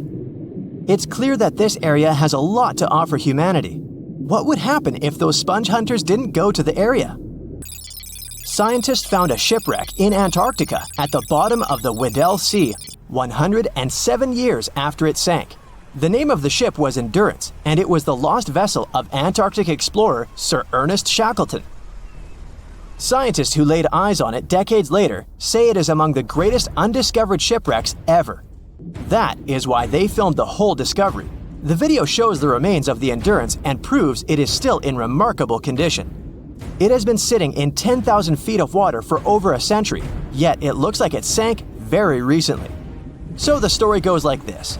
The ship was crushed by ice and sank in 1915. Shackleton and his crewmates had to escape by themselves in small lifeboats. From then on, it was all about survival. Shackleton imagined to get his crew to safety. Then, the ship sank. Yes, this is a pretty impressive story. But why did scientists prize this ship? Firstly, Shackleton's Imperial Trans-Antarctic Expedition sailed to make the first land crossing of Antarctica. Yes, the crew was trapped in ice, but the intention was important. Secondly, it's about the challenge itself of finding the shipwreck. The Weddell Sea is almost always covered in thick sea ice. The same ice that made the Endurance sink. Getting near the presumed sinking location is super hard, let alone being able to conduct research. Experts of the modern expedition team foresaw the time when the lowest extent of Antarctic sea ice would come using satellite images. They realized that the weather was in their favor to start an expedition. Dr. John Shears said that they have successfully completed the world's most difficult shipwreck search, fighting against constantly shifting sea ice, blizzards, and temperatures decreasing to -0.4 degrees Fahrenheit. Yeesh, I can't imagine the worst conditions in Antarctica if these conditions are in their favor. Lastly, look at this. It's timbers. They're very much intact. Plus, You can read the ship's name. It's still visible. Marine archaeologist Menson Bound says that this is the finest wooden shipwreck he has ever discovered. He has 50 years of career experience, so I believe the guy. So how come the wood is not rotten? Dr. Michelle Taylor, a deep-sea polar biologist, said that there has been little wood deterioration because the wood-munching animals are not in this forest-free region of Antarctica. Workers of a coal mine in East Serbia discovered 3 shipwrecks that had been there for at least 1,300 years. The largest shipwreck is an ancient Roman fleet. It's around 50 feet long with a flat bottom. It's estimated that the ship could carry a crew of 30 to 35 people. Looking at its hull, you can see the marks of repairs. Wow, this one had a lengthy career. You know, it gives us insight into more than 1,000 years ago. The 2 smaller vessels, on the other hand, match descriptions of boats used by Slavic groups to attack the Roman frontier. These 2 have been discovered under mud and clay in an ancient riverbed. Apparently, in those times, there was a Roman base in a place called Viminacium City. Interestingly, Viminacium was a provincial capital with an estimated 40,000 inhabitants in the 4th century CE. For comparison, it was even larger than Pompeii. The Kostelach coal mine is a center of hidden gems. Archaeologists had found evidence of ancient human and animal activity here before. For instance, in 2012, experts found bones of at least 5 woolly mammoths, which went extinct about 10,000 years ago. Canadian archaeologists found a ship 150 years after it went missing in the Canadian Arctic waters. This merchant ship is called HMS Investigator. It was purchased in 1848 to search for the explorer Sir John Franklin's ship that got lost in the Northwest Passage expedition. So, HMS Investigator left Britain in 1850 for this rescue operation. The expedition crew, captained by Robert McClure, sailed the Investigator into the water. He realized that he was in the final leg of the Northwest Passage, the sea route across North America. But before he could sail into the Beaufort Sea, the 122-ton ship itself got stuck in the thick ice. The crew spent the winter over the Prince of Wales Strait. The following summer, McClure tried again to sail to the end of the passage, but the ice blocked his way once more. Here, too, the crew was forced to leave the ship. He steered the crew into the Bay of Mercy. There, they were to remain until 1853 when the crew of the HMS Resolute rescued them. Imagine a crew of 60 people who had to spend 3 winters in the Arctic without even knowing if they would survive. Later on, the ship was found sitting upright in about 36 feet of water. It was in very good condition. Arctic water has prevented the outer deck of the vessel from deteriorating quickly. The outline of the ship and its timber can be clearly seen.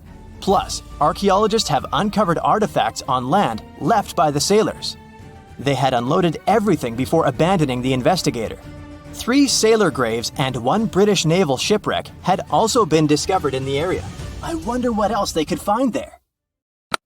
Wow, it's the only place where 1 minute you're learning 17 natural ways how to get rid of houseflies, and the next, you're taking an epic journey straight into a black hole. More than 10 billion, with a B, views in total. That's 47 billion minutes watched, or more than 70,000 years. That's all the way back to the Ice Age. No, I wasn't around then. 40,000 videos, hundreds of topics, and most importantly you, a whole 44 million of you. Our viewers. We could populate an entire country if we wanted to. We'd like to continue helping you learn and giving you useful skill improvement tips. Got a thirst for knowledge?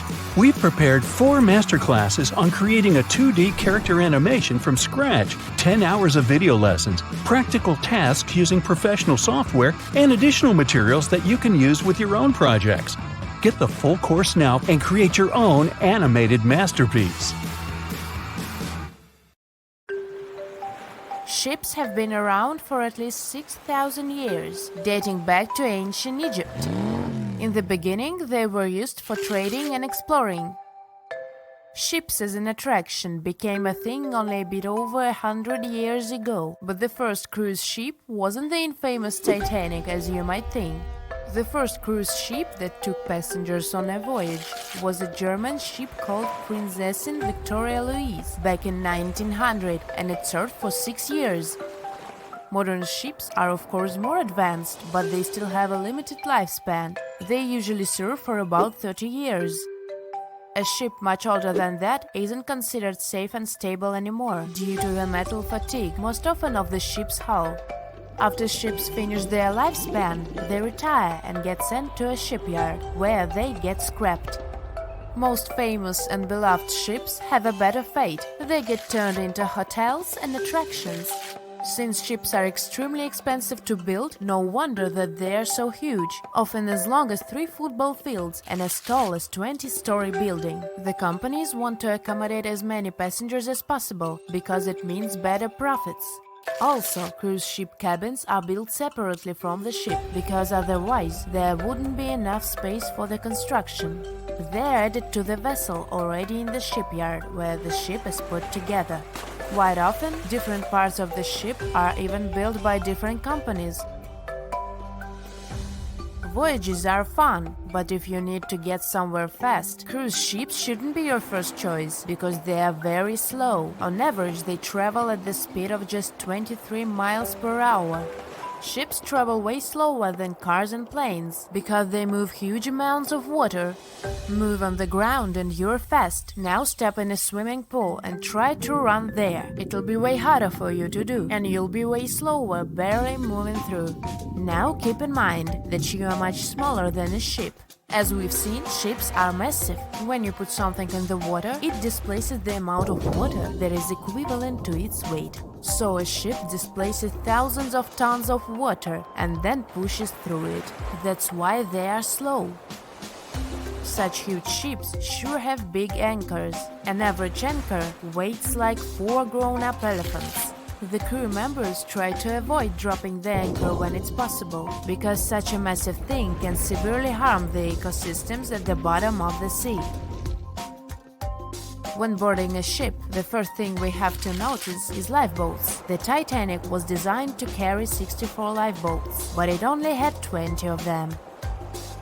The rest is history, but ever since what happened to the Titanic, ships are required to have safety equipment to accommodate 125% of the people on the ship. So, it's even more than required, just to be on a safe side. But here is the story. In 1915, 3 years after the Titanic sank, a cruise ship called SS Zebrina, which was loaded with extra lifeboats and rafts, sank under the heavy weight of all that extra equipment. But don't worry, it never happened again. Even though modern cruise ships are very safe, it's good to be prepared. So let's take a look inside one of those lifeboats. Firstly, they are orange in color, and it's not just some orange. This one has a special name, International Bright Orange. Of course, there is a good reason to use it, better visibility. If we take a look at the color wheel, orange is the exact opposite of blue, meaning that it's most contrasting to it. So, in between the sea and the sky, which usually appear blue, an orange boat will be the most visible. Life jackets and life preservers are orange for the same reason, as you might have guessed. But International Bright Orange only became a requirement in 1962. Before that, the life jackets were mostly white. For example, look at those life jackets. These are the ones that were used by the passengers on the Titanic. But white isn't a good choice at all. It's particularly hard to spot a white life jacket and a white lifeboat on a white-capped sea. All the equipment inside the lifeboats must meet international requirements and must be kept in good condition. So, the crew members are required to do maintenance every 3 months to avoid any rupture and damage of the lifeboats and everything in them. Firstly, there is a fresh water and food ration, for obvious reasons. Then there is a portable compass, which helps determine the direction in which to steer it. The next thing is a signaling mirror. It's a device that allows the light to attract the attention of passing ships.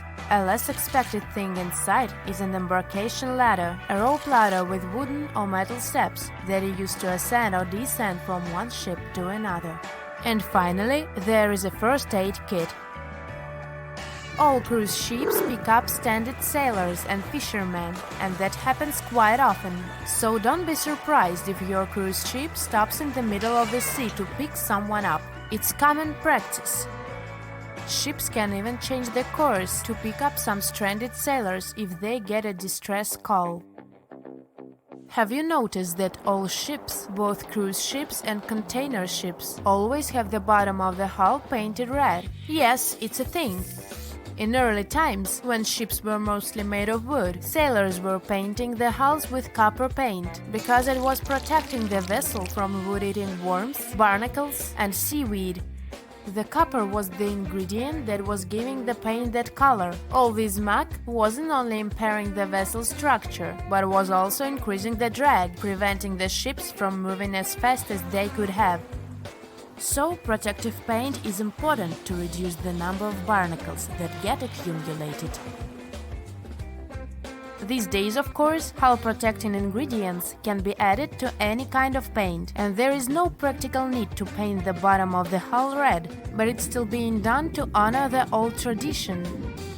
Still, even the most modern paint doesn't allow to completely avoid the growth of barnacles on the hull. Also, most ports don't even allow you to scrape those off the hull once you dock.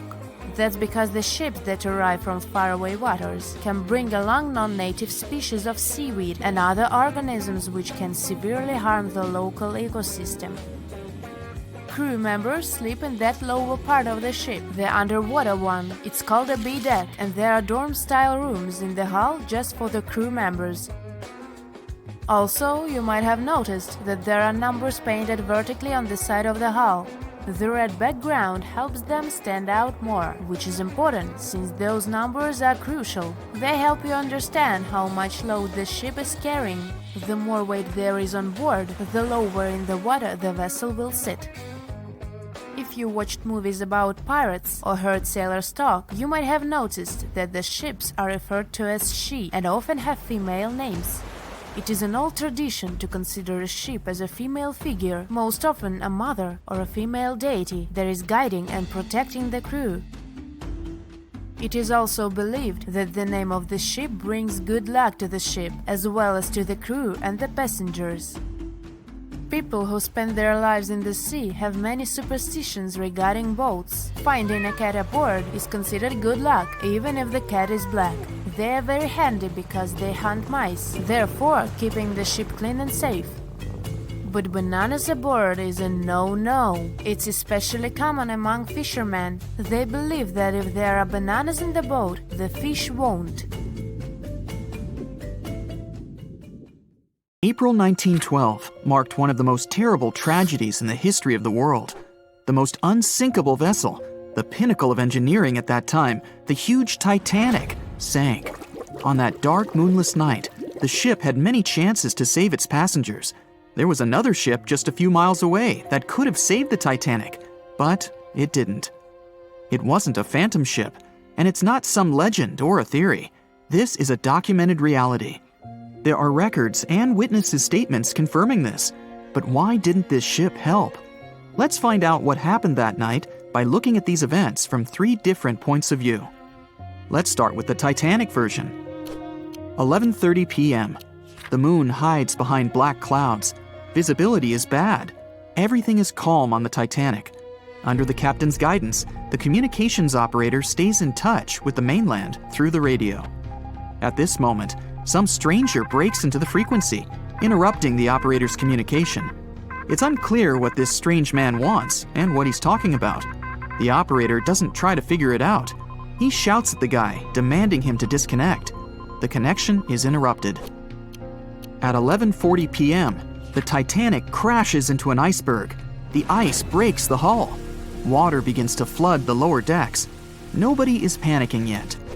20 minutes later, at midnight, the ship's crew sends a distress signal through the radio frequency. Few people understand how bad the situation really is. After 20 minutes, at 12:20 a.m., they start lowering lifeboats with passengers. At 12:25 a.m., they receive a response to the distress signal. This is RMS Carpathia. Their captain reports they're already sailing at maximum speed towards the Titanic. But the problem is that the crash site is 58 miles away. This means Carpathia will only be here in 4 hours. At 12:45 a.m., the sinking ship's crew release rockets into the air. These flares are one of the main reasons for the terrible fate of many passengers, but more on that later. 90 minutes later, the Titanic's deck breaks and the ship dives underwater. At 4:10 a.m., the Carpathia finally arrives at the shipwreck location. The crew members make heroic efforts to save all the people. They take 705 survivors on board. At this moment, another ship appears. It's SS Californian. The Carpathia sails towards the New York coast with all the people. The Californian floats in search of passengers and finds nothing but wreckage. The ship was only a few miles away while the Titanic sank into the icy water. The Californian could have saved these people, but did nothing. Its captain, Stanley Lord, made one of the most terrible acts that a sailor can allow. He didn't help a sinking ship. When the world found out about all this, they detested Captain Lord. They couldn't bring charges against him, and the trial didn't punish him. But his career was ruined entirely, as no other ship company would hire him. Despite this, he never confessed he had been guilty. Before he passed away, the captain said it hadn't been his fault. If this was true, then what happened there? This brings us to the Californian version. It's the night of April 14th. The Californian is sailing in the cold waters of the North Atlantic. The ship gets into a section with a lot of icebergs. At 10:10 p.m., Captain Lord stops the ship. It's too dangerous to move around this area, as they can damage the hull. At 11 p.m., the ship starts drifting. It's impossible to move in such conditions with such poor visibility. The captain knows that the Titanic is coming here, so he orders the radio operator to warn the ship about the danger. Radio operator Evans turns on the receiver and tries to contact the Titanic. He spends about 30 minutes on it. The connection is finally established. At this moment, the Titanic radio operator is speaking with the mainland. Evans interrupts this conversation and tries to warn the ship about icebergs. The operator doesn't understand Evans' words. He's annoyed because Evans broke into the channel so brazenly.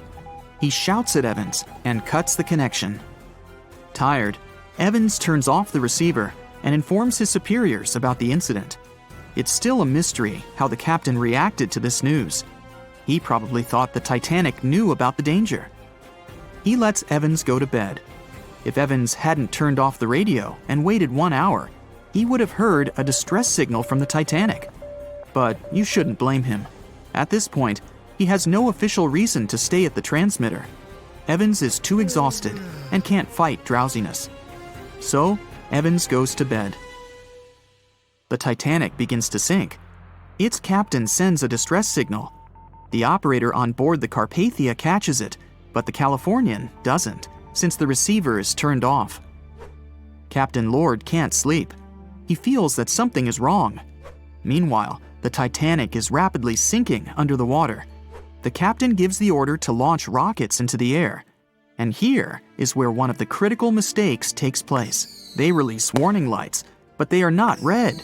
The crew forgot to take red rockets on board for some reason, so they lit up the sky with a bright white light.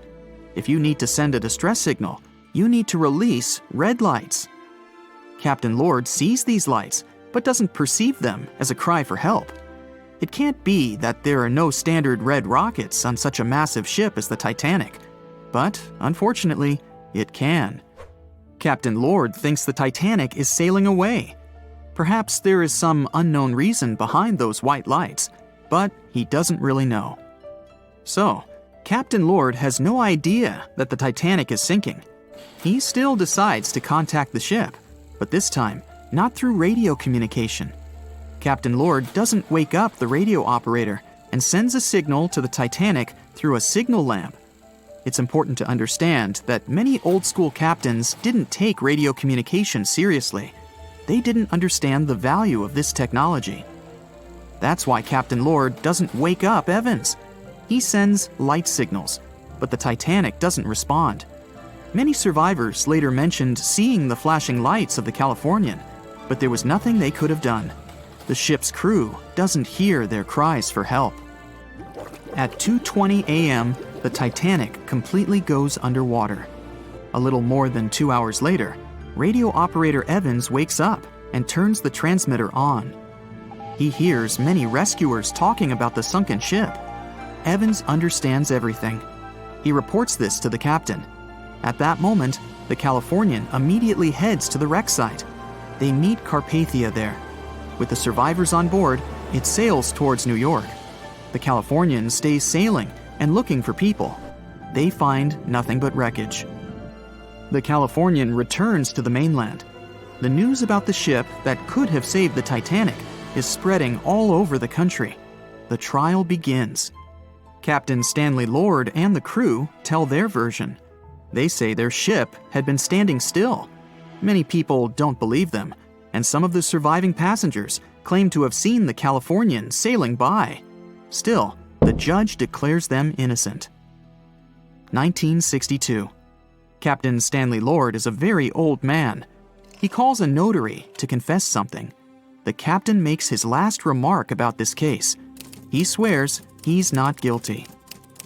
But if it wasn't the Californian sailing past the Titanic at that moment, then what? The Samson theory could answer that question for us. The sealing ship Samson is sailing in the cold waters of the North Atlantic. The crew aren't sleeping. They carefully study the surroundings, but not because they're afraid of icebergs. They're scared of meeting with the U.S. Coast Guard. The Samson ship's crew catch seals, which is illegal. At 12:45 a.m., Samson's captain sees white signal rockets. The team is sure it's the Coast Guard. They turn off the lights and sail away.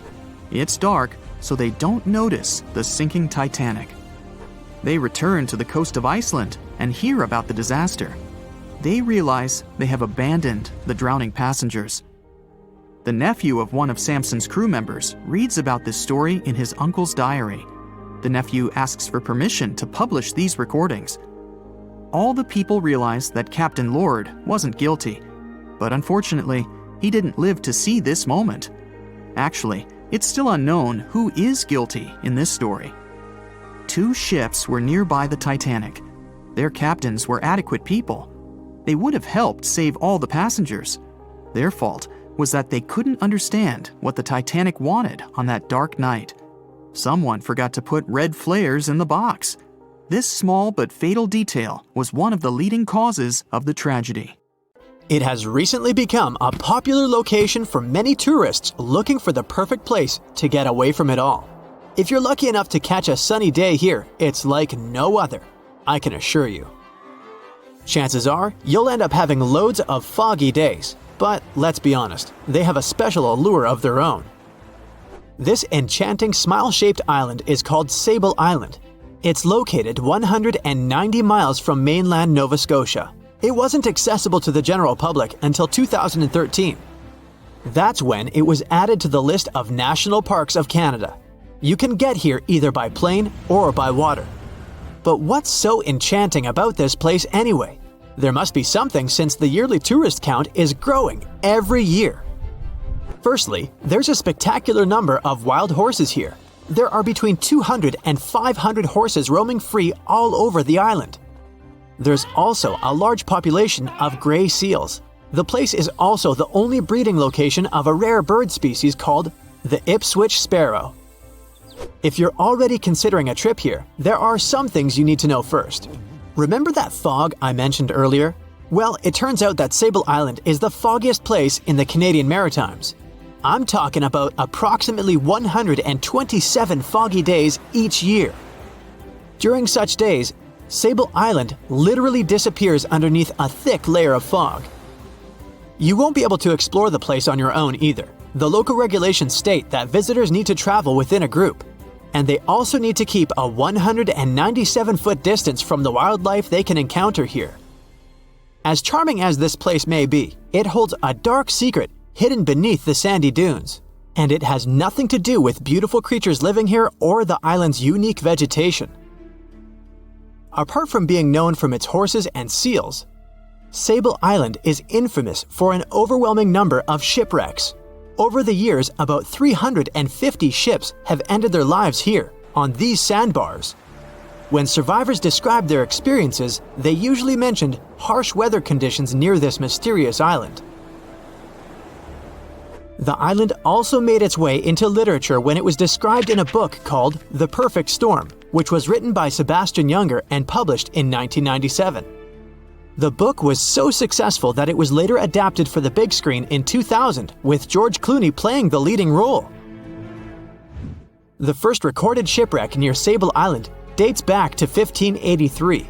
The boat was named the HMS Delight and was under the command of British adventurer and explorer Sir Humphrey Gilbert. Only 17 people managed to survive the catastrophe by escaping in a small boat. Records mention that they spent 7 days at sea before reaching the shores of Newfoundland. In 1884, another vessel named the Nicosia struggled in the thick fog as well. The ship was completely destroyed, but fortunately, all 18 crew members managed to survive. The captain's son was almost lost at sea when a lifeboat capsized when he was climbing into it. He somehow managed to stay underneath the lifeboat, which was completely submerged. When this lifeboat righted, he eventually emerged from the water and was rescued for the second time. The years between 1947 and 1999 were relatively quiet on the island. In 1999, though, a yacht called the Merrimack ran aground near the shore of the island at about 2 a.m. on July 27th. The 40-foot fiberglass boat had a crew of only 3 people. Natural gas exploration workers, who were luckily not far away, rescued them.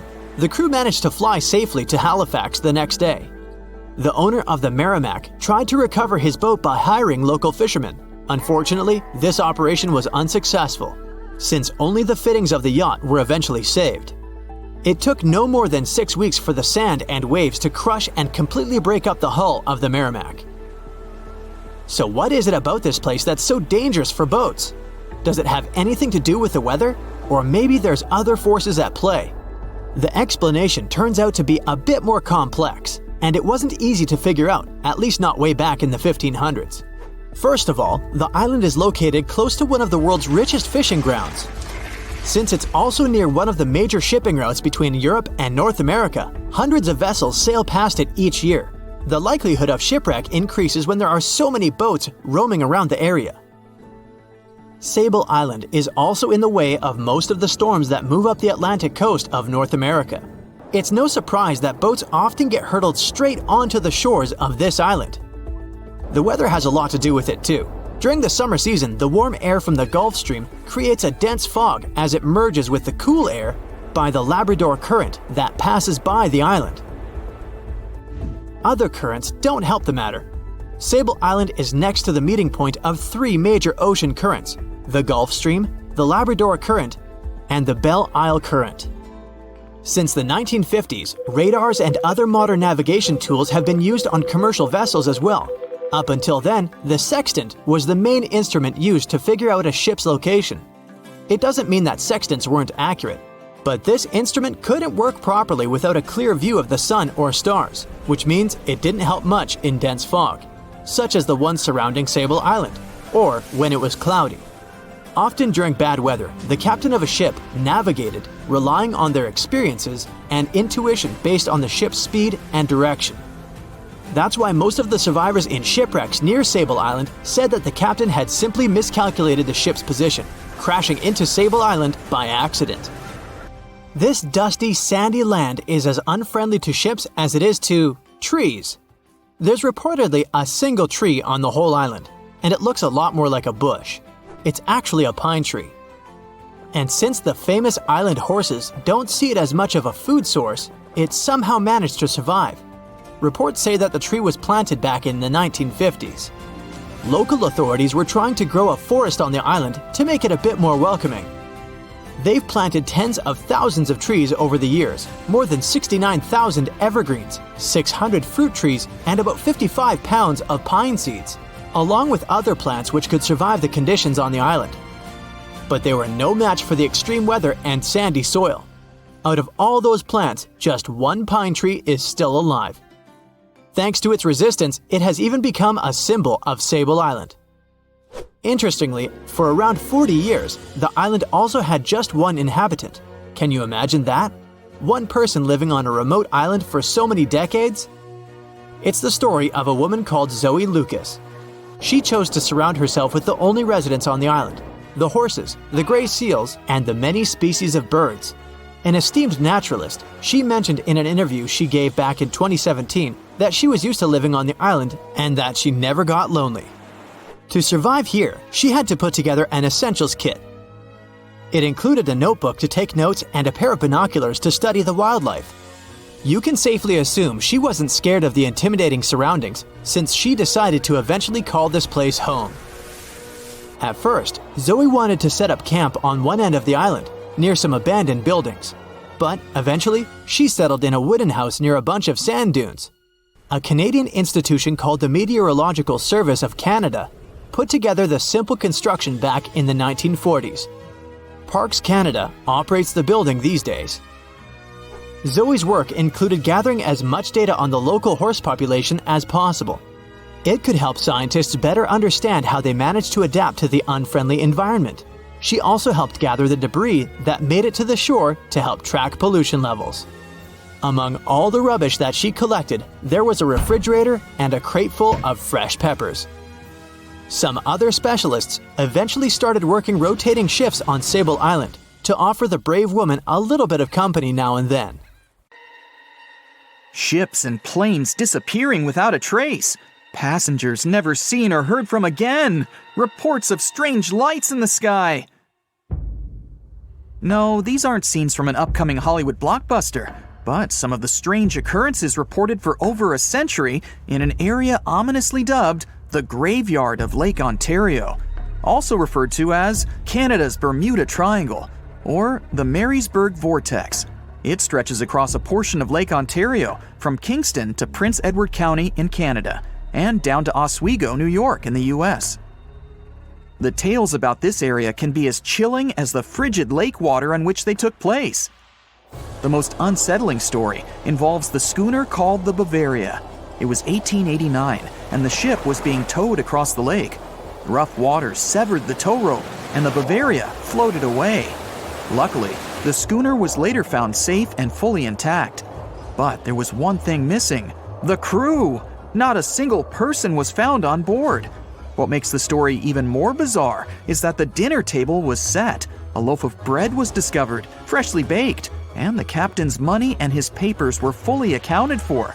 There was even a pet canary happily chirping away, as if nothing was amiss. What happened to the crew? We may never know. And this was not a unique incident.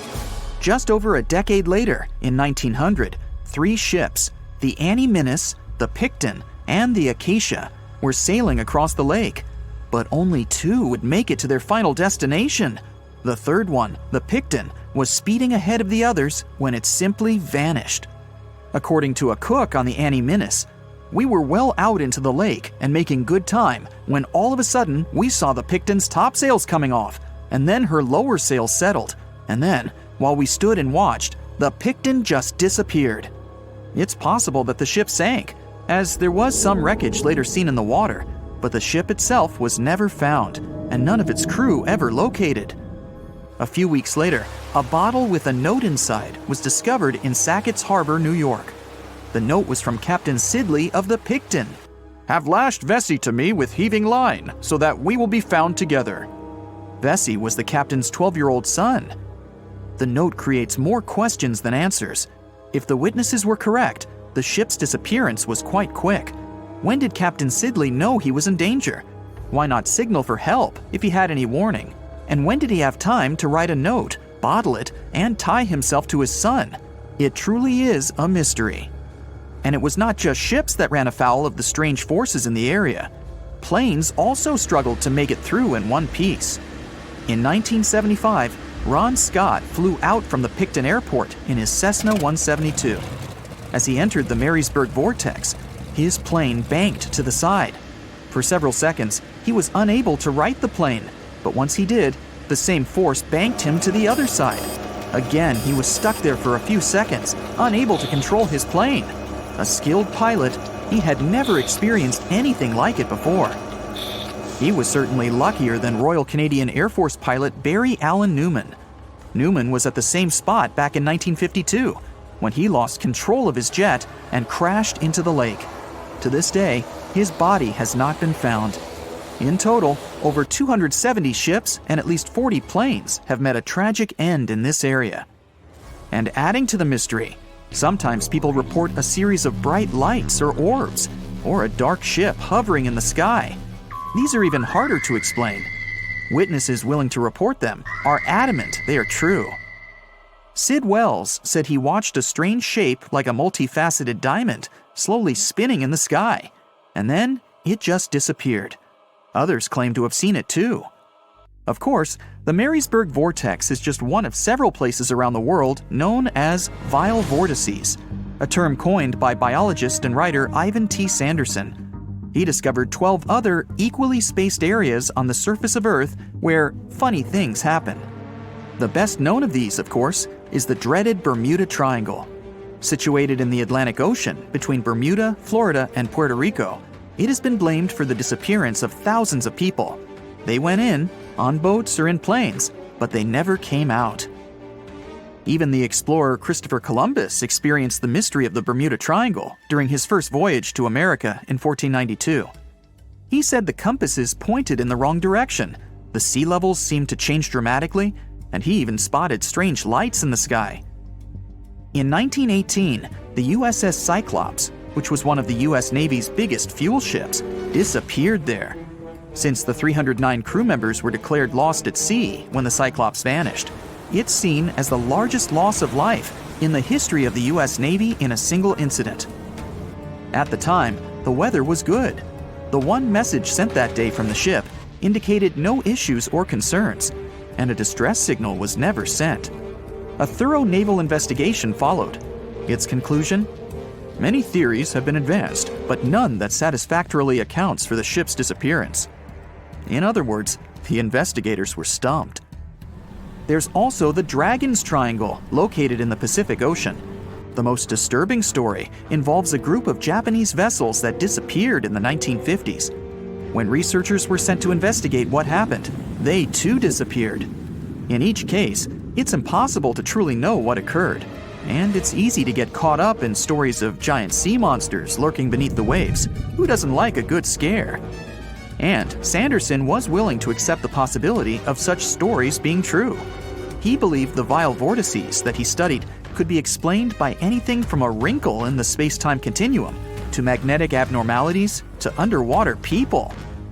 Of course, Sanderson was not only a huge fan of strange places, he also wrote about strange creatures like Bigfoot and the Loch Ness Monster. His skills as an impartial scientist are questionable though. In 1948, he claimed that some 3-toed footprints found at Clearwater Beach in Florida were proof of 15-foot-tall penguins, arguing that they were impossible to fake. In 1988, Tony Singerini revealed that he and his friend, attaching some cast-iron feet to his high-top sneakers, were behind the giant penguin hoax. So maybe Sanderson isn't the most reliable source after all, but there are also some very compelling and wholly natural explanations. Let's look specifically at the Marysburg Vortex. It's entirely possible that ships like the Bavaria and the Picton were done in by a mix of bad luck and bad weather. Unsettled weather is certainly not uncommon on Lake Ontario, and flash storms on the open water can prove dangerous to the most skilled sailor. And even today, with advances in weather forecasting, we get it wrong all the time. Back then, there was no way to predict that a storm was just around the corner. And the weather was just one issue. Historian Mark Seguin said that the area was always known to be dangerous, as the lakebed quickly becomes shallow along the eastern shore.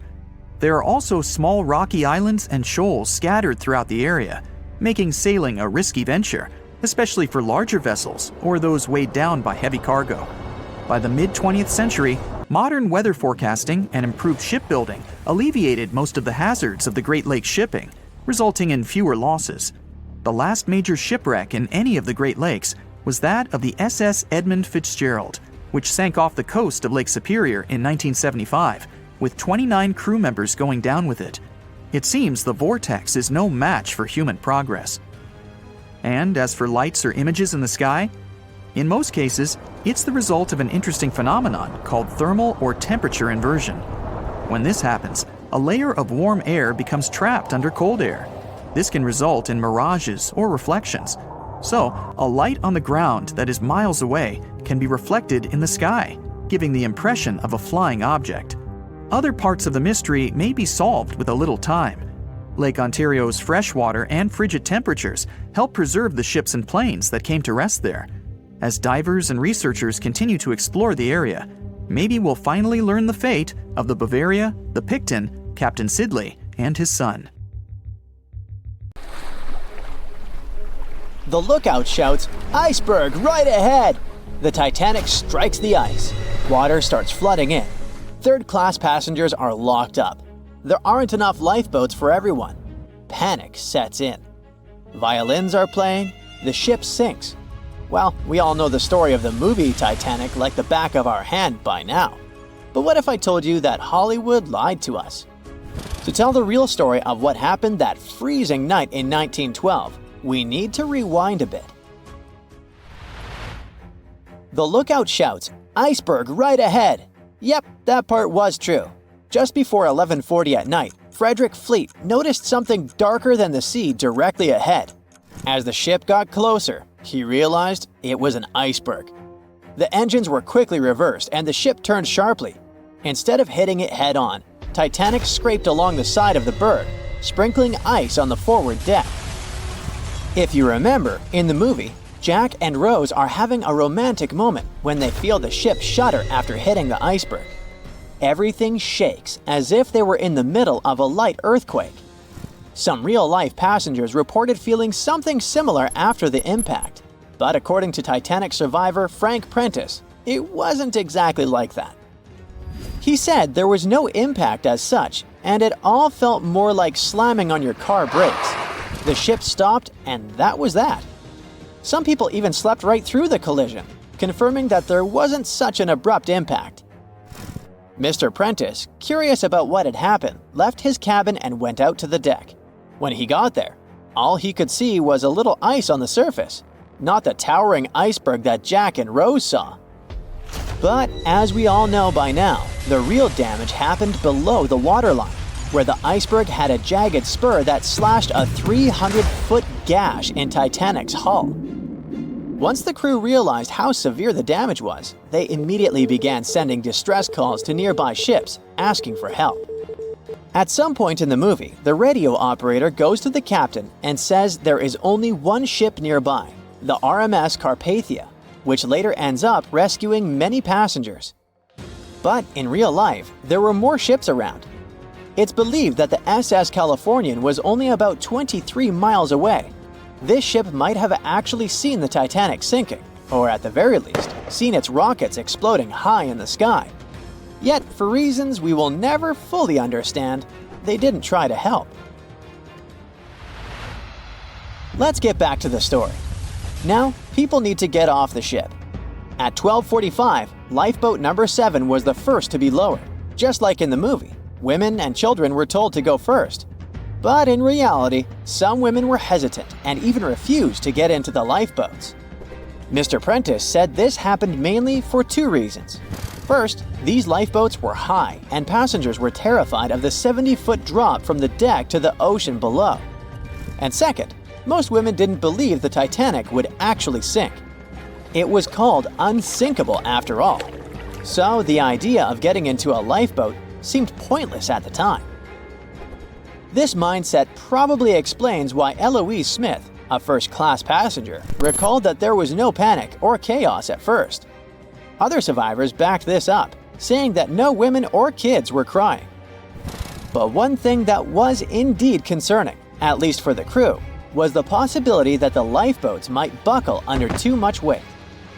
This is one of the theories why the first few lifeboats left carrying only a fraction of their full capacity. Like lifeboat number 7, which only carried 27 people in it, even though it could hold up to 65. In total, Titanic had 20 lifeboats, which could carry about half of the 2,200 people on board that night. But that didn't happen. And now we know the passengers had no idea there weren't enough for everyone. As women were calmly getting into the first lifeboats, musicians headed up to the deck. Their only goal was to play and keep the passengers calm. That's a pretty well-known fact. But the real story is that some survivors said they never saw or heard the band. No violinists whatsoever. It's not like Hollywood misled you, though. The musicians did play for over 2 hours after the ship had hit the iceberg. So maybe these passengers were just too panicked to notice the songs, or the musicians started playing later than we think. Now, it's time to talk about the terrible treatment that third-class passengers received. The movie portrayed the crew as cruel, locking the less fortunate below deck like animals, giving them no chance to reach the lifeboats and save their lives. But the official inquiry into the disaster suggested that wasn't true.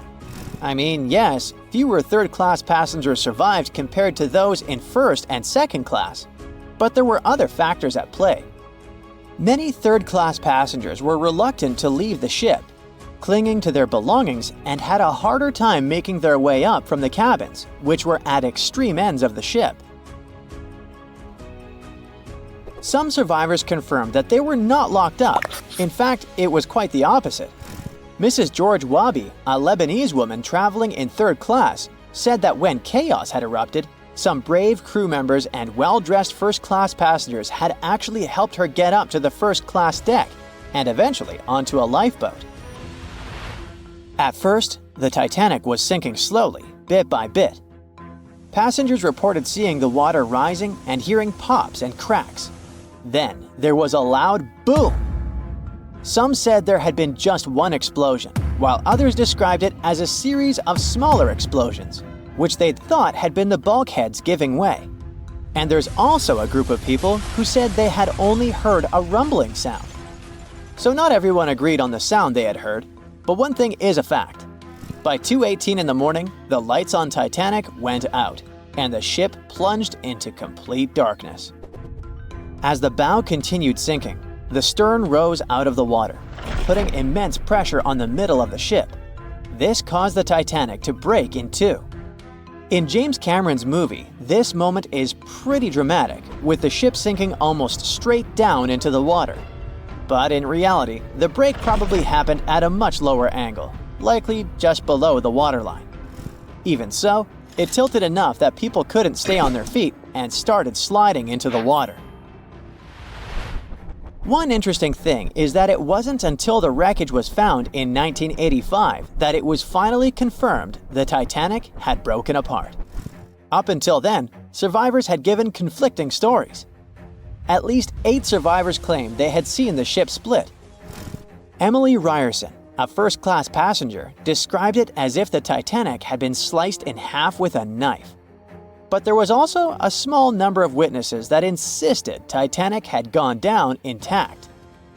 At the time, this theory was more accepted because most people still didn't believe that the supposedly indestructible ship could break in half.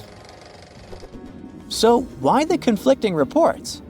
Okay, so what you don't see in the movies, for obvious reasons, is how incredibly dark it was when the tragedy happened. It was like being in a room with no light, where you can only make out shapes and shadows. That's what it was like on the lifeboats. This means passengers couldn't really see what was happening, and most of those who were close to the ship either lost their lives or were too focused on trying to survive to pay attention to the details of the wreck. Although James Cameron's film didn't fully capture how terrifyingly dark the disaster truly was, the 2012 TV series Titanic did a better job of showing the pitch-black horror of that night.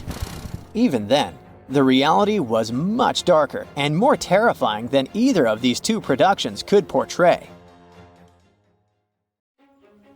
If I asked you to name the most famous shipwreck of all time, you'd go with the Titanic, right?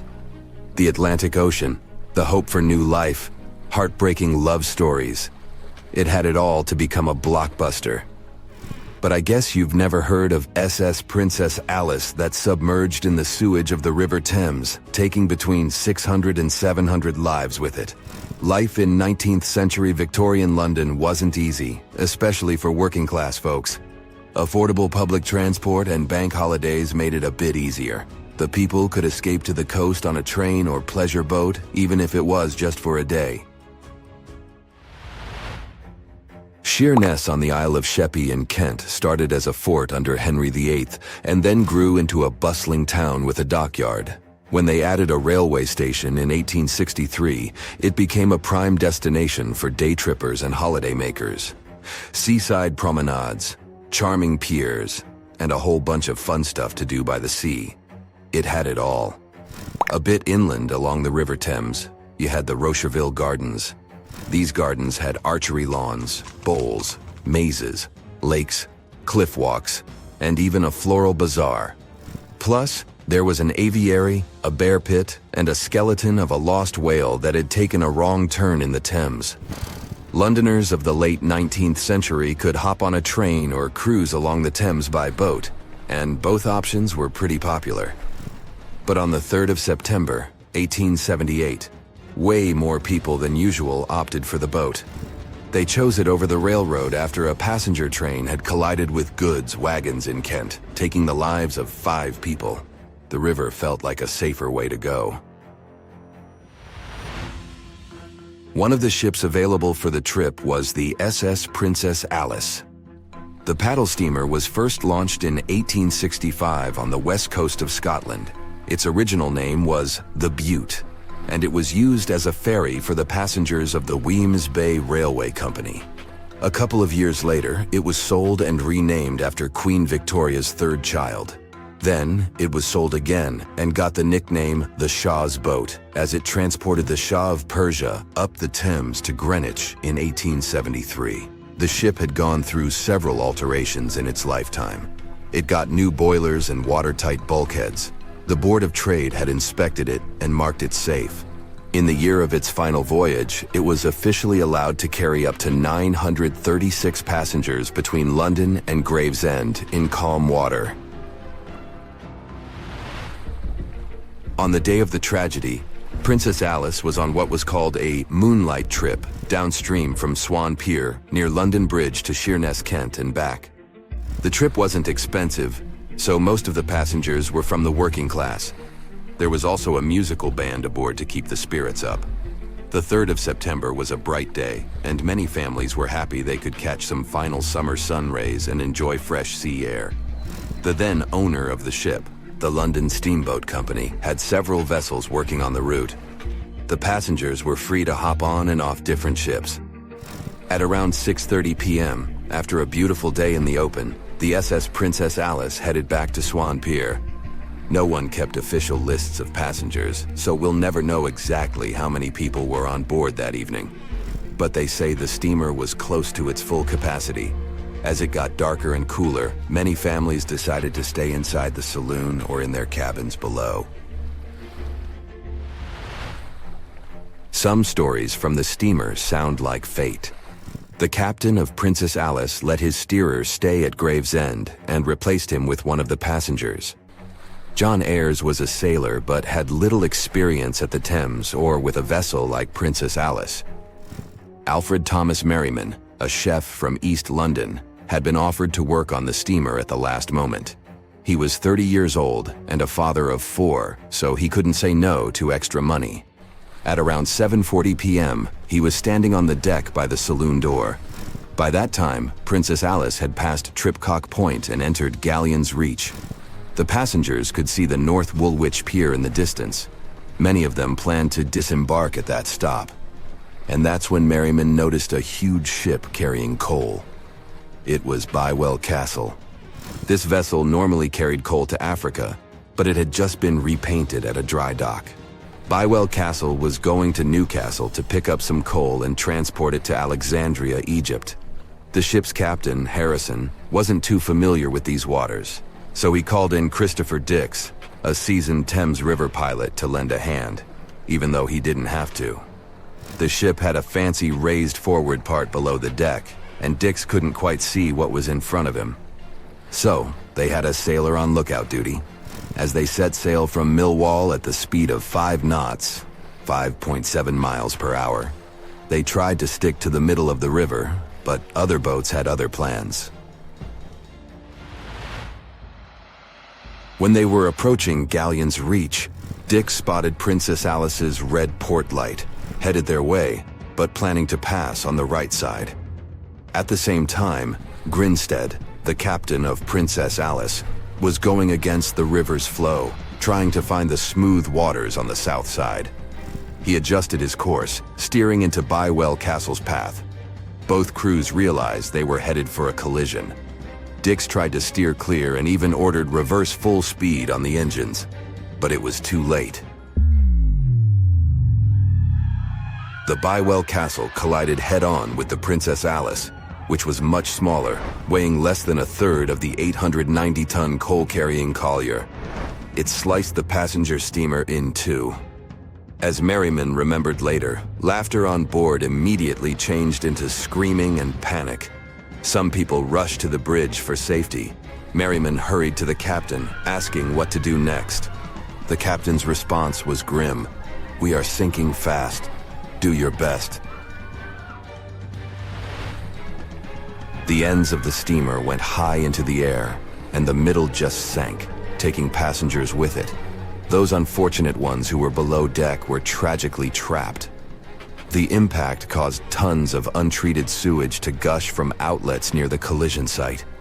The water became a frothy mess of unprocessed waste with a horrible odor. It was potent enough to make even the most resilient sailors retch. Amid the chaos, passengers struggled for life in the contaminated water. They inhaled lungfuls of hazardous waste without knowing. The crew aboard the Bywell Castle sprang into action. They dropped ropes from their deck, urging Princess Alice's passengers to climb aboard. Anything that could float, from planks to barrels, was tossed into the water to serve as flotation devices for those in need. Other members of their team launched a lifeboat, saving 14 people. Nearby boats, moored along the riverbanks, joined the mission, plucking survivors from the water. Many of Princess Alice's passengers didn't know how to swim, and it was even trickier for ladies wearing long, heavy dresses. Merriman was among the lucky ones who could swim. He first held on to a piece of wreckage, and then, when others got to it, swam away and caught onto a rope hanging over the side of the Bywell Castle.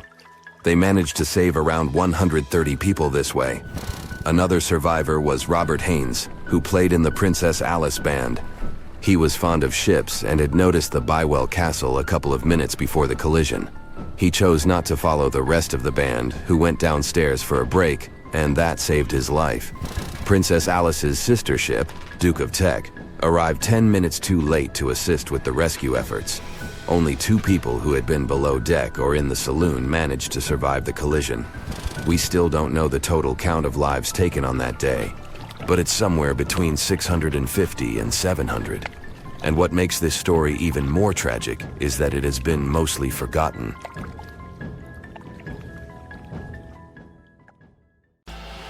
They said it was the most technologically advanced ship. They said it was unsinkable. And when it sank, they made a movie about it. These were the main reasons why the Titanic disaster became world famous. But unfortunately, this is not the only large-scale shipwreck. And sadly, there have been cases much worse than the tragedy of the Titanic. One of them occurred on April 27, 1865. The Sultana Steamboat carried passengers and cargo daily between St. Louis and New Orleans. It was a pretty large wooden boat with 3 decks and was 260 feet long and 70 feet wide, almost twice the size of a basketball court. The ship could carry about 350 passengers, but on that unfortunate day, more than 2,000 people were on it. On April 23rd, she was making a routine voyage from New Orleans when it broke down. Something was wrong with the boiler, so the vessel docked in Vicksburg for repairs. At the port, the ship's captain, James Cass Mason, found out about an excellent opportunity to earn a lot of money. All he needed to do was to transfer a large group of former prisoners to the north. The captain agreed to do it, but the problem was that the boiler required a lot of time to repair. Mason was afraid that his competitors would take the job, so he decided to sail despite the malfunction the ship had. He patched up the holes in the boiler instead of a big repair, and invited all the ex-prisoners on board. So, there was a broken boiler, an excess number of passengers, a lack of lifeboats, and not the best river conditions. Also, the captain refused to send the ex-prisoners to the hold, so they were all with ordinary passengers. There were strong chances for a shipwreck, but the greedy desire to earn more money was stronger. The Sultana went on a voyage and sailed up the river for 2 days. At this time, one of the biggest Mississippi floods in history began. The river overflowed its shores because of the flood, with the water level rising several feet. All the trees on the shore disappeared, and only the tops were sticking out of the water. The ship sailed opposite this powerful current, making the boiler work too hard. On the evening of April 26th, the Sultana arrived in Memphis, Tennessee, and they loaded even more, 120 tons of sugar and 200 passengers. She got incredibly heavy. Around midnight, the ship continued its dangerous journey. The captain sailed to barges to load a shipment of coal. At 1 a.m., the vessel left the barge. At 2 a.m., the broken boiler, unable to withstand the load, suddenly exploded. The Sultana was just 7 miles north of Memphis. Few people survived that day. The problem was that passengers trying to escape from the fire jumped into a cold river with a strong current. The Sultana disaster is considered the most tragic shipwreck in the history of the United States. The exact number of those who didn't survive is still unknown. According to various sources, this number was from 961 to 1,800 people.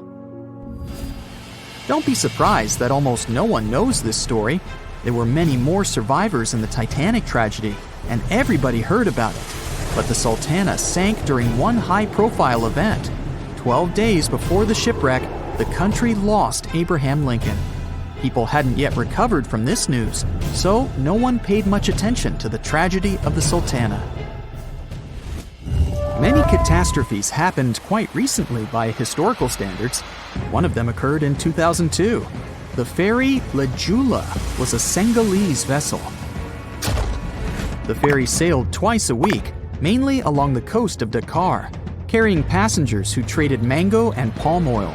It made daily voyages and never faced severe problems thanks to modern rescue equipment and good repair service. But one day, the ship's crew discovered a malfunction and sent the boat to port. For almost a year, Le Joola was in a non-working condition, awaiting repairs. But it didn't get high-quality service. After poor maintenance, the ferry set off on its last voyage. On September 26, 2002, Le Joola sailed between southern Senegal and Dakar, and at 11 p.m. headed toward Gambia, where a strong storm began. The wind raised high waves, but this wasn't critical for the large passenger ship unless the number of people on board didn't exceed the established norm. Le Joola was supposed to carry about 500 passengers, but had many more people that day.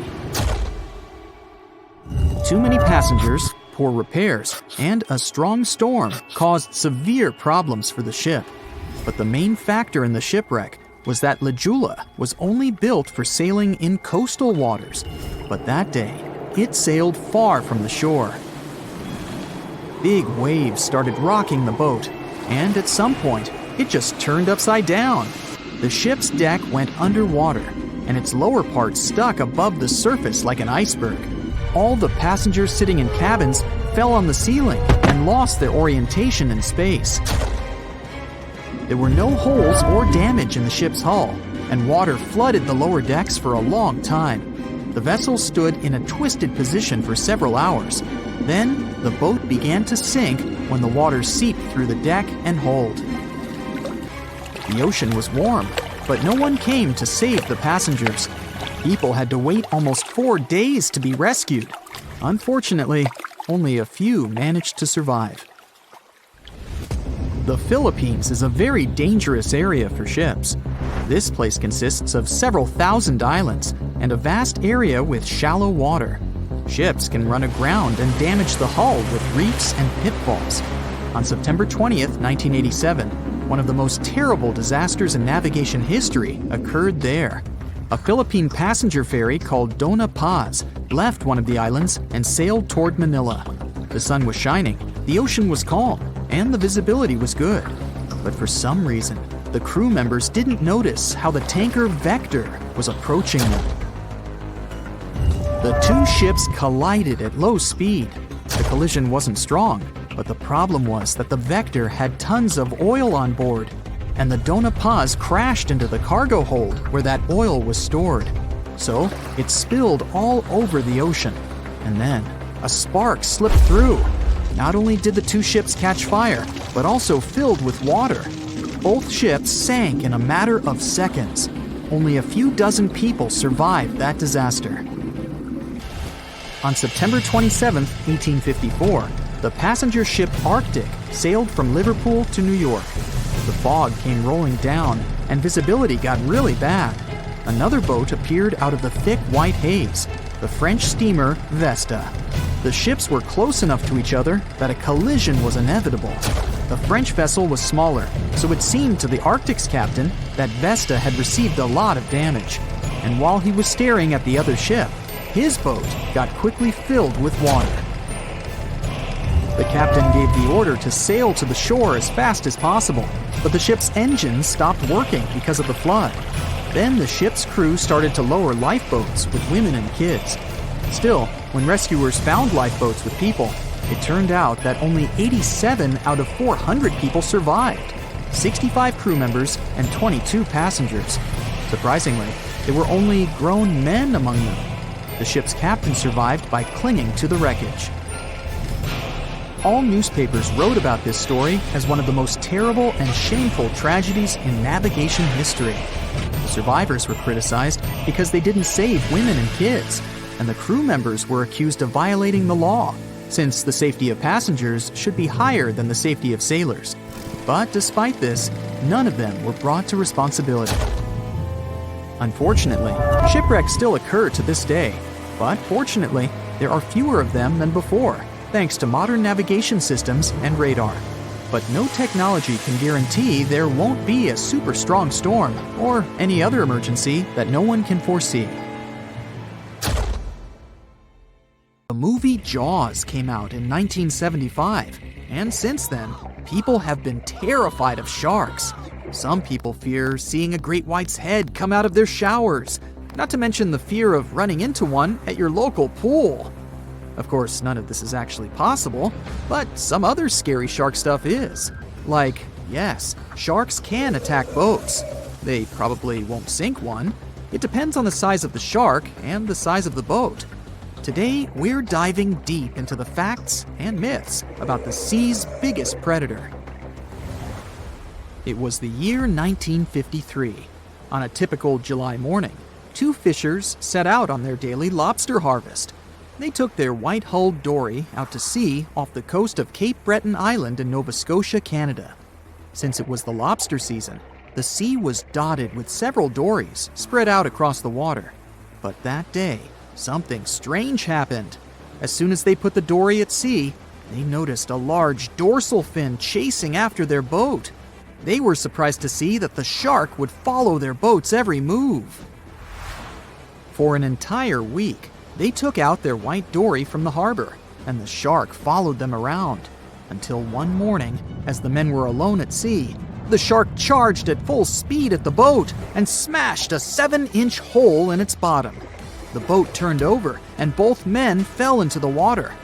The shark didn't come after the men, though. Instead, it swam away and disappeared for good. To clarify, a dory is a small, fragile boat usually measuring 16 to 23 feet long.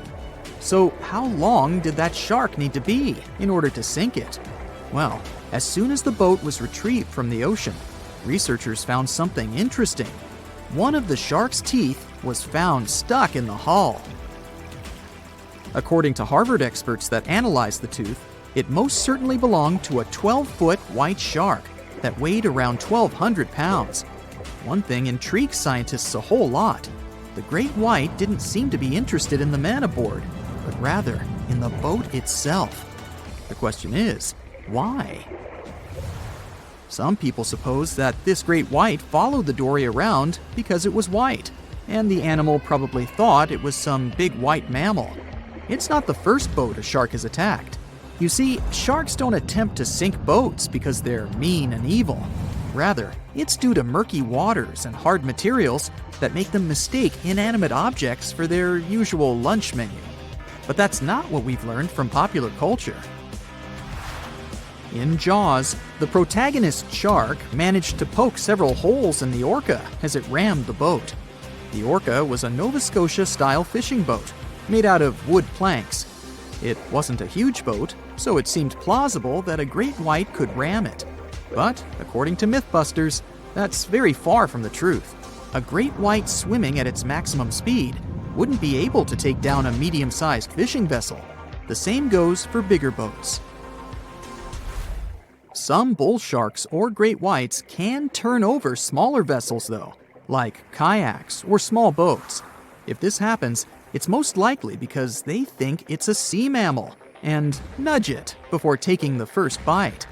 No scientist can say for sure why they do this, only that it's usually a misunderstanding on behalf of the animal. The Shark Research Committee, a nonprofit scientific research organization, has documented a lot of shark attacks on inanimate objects and is trying to answer that question more thoroughly. So far, they've observed several attacks on objects such as crab trap buoys and inflatable float bags. The website has also registered 2 famous attacks on boats. The first one happened in 1959, and a shark left a tooth on the hull of a boat. Researchers later identified it as belonging to a 12-foot great white. The report of the other attack, which happened in 1989, claims that a boat was circled by a great white before the animal swam at the vessel at full speed and hit the boat several times. Of course, those who suffer the most from shark attacks and encounters aren't boats, it's surfers. As far as we know, surfers look like giant wobbly seals from the shark's perspective. According to the Shark Research Committee, there have been 41 confirmed shark attacks on surfers on the west coast of North America over the course of the last century. So, should we be so afraid of sharks after all? Let's learn more about these magnificent sea creatures. Off the top of your head, how many shark species can you name? 4, 8, 10? Well, there are over 500 species of sharks swimming in the ocean. They vary from tiny specimens, about the size of a human hand, to up to 39-foot-long creatures. The largest species of shark are actually not great whites, but whale sharks. And even those are small compared to the great megalodon. This ancient creature that lived around 20 million years ago reached an unimaginable length of 60 feet. By comparison, that's the same as 2 to 3 buses placed one after another. I wouldn't swim in megalodon-infested waters even if you dared me, that's for sure. We know that sharks are very good hunters, but why is that so? Their bodies seem to have been strategically built for speed. Instead of having a bone skeleton, like us humans, sharks have a cartilage skeleton, which makes them much lighter and also super fast swimmers. Each species of shark hunts depending on its nutritional needs. So, shark species that grow to an average of 3 feet have a diet based on fish. The ones that grow bigger start feeding off of bigger sea animals, such as sea lions and seals.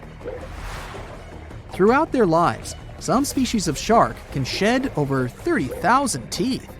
Unlike humans, who are born with a set number of teeth in their jaws, sharks have an apparently limitless supply. In their defense, they do lose teeth pretty easily, as they can easily get stuck in their prey, for example. They also have multiple rows of teeth.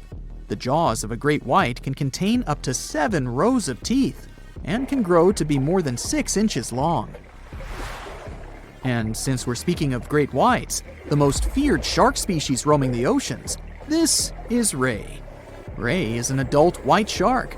He can swim up to 50 miles a day, so he needs a lot of fat in order to keep his body functioning. Funny thing about Ray, when he opens his jaws to hunt, his eyes roll back together with his head, so his sight is hindered when he's taking a bite. Now, he does like it when the water is murky and underwater visibility is low. That's because it makes it harder for his prey to spot him coming. These conditions can make it easier for him to grab that yummy seal. But this can also make it easy for him to mistake a random boat for lunch and end up scaring some humans. Some Hollywood movies love to portray sharks as having superpowers.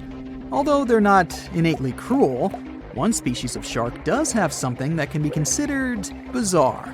Hammerhead sharks, one of the most dangerous species of sharks, have a sort of sixth sense. Inside their heads, they have electroreceptor organs called ampullae of Lorenzini. These organs allow sharks to detect the electromagnetic fields of all living things in the ocean.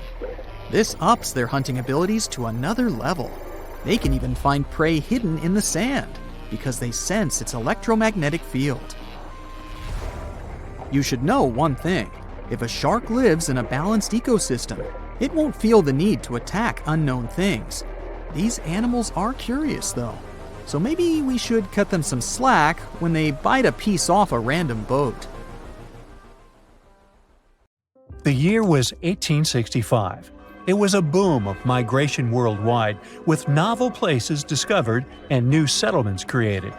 Without planes like we have now, a ship was the only way to escape from the old life and journey towards a new, hopefully brighter future. So, a voyage like that was quite a regular thing to do. More than 500 immigrants safely reached Queensland, and the ship was supposed to head back to London sometime later. It was indeed a long journey, but not many people were willing to return to England. After all, they had chosen to come to Australia to create a brand new life. So it was only natural that the ship would come back nearly empty. However, the return trip was still quite lucrative, thanks to the cargo the ship would carry. The amount of produce ready to be shipped was substantial, primarily consisting of wool soaked in arsenic, tallow, and hides.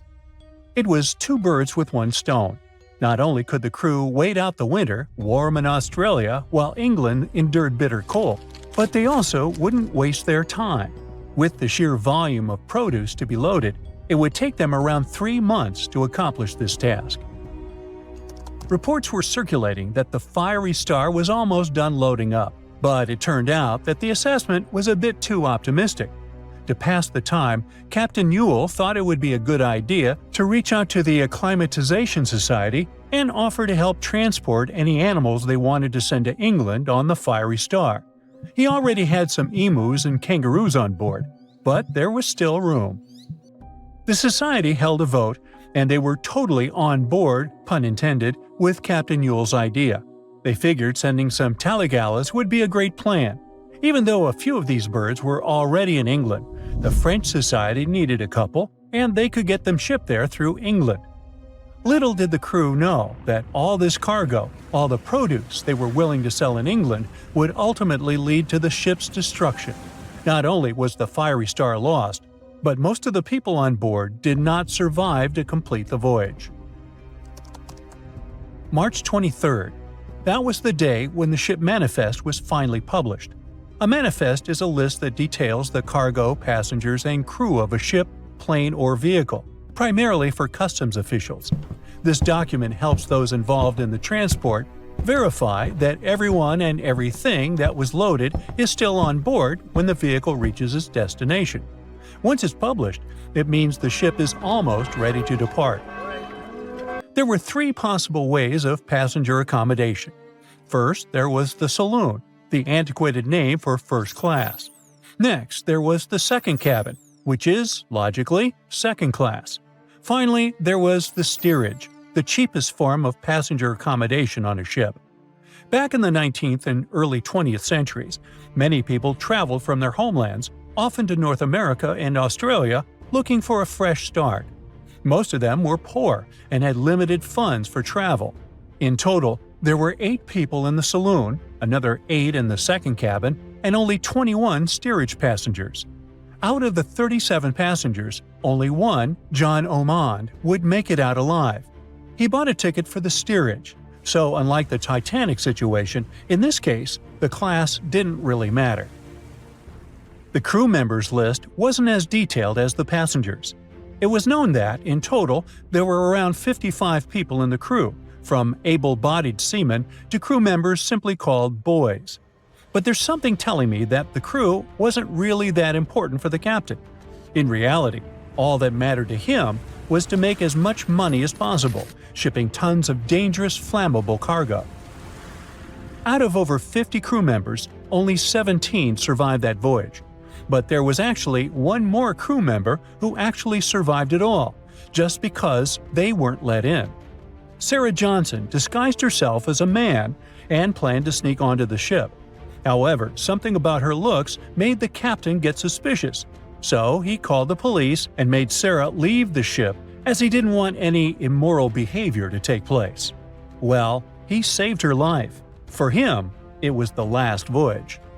The captain, W. Hunter Ewell, was quite a celebrity apparently.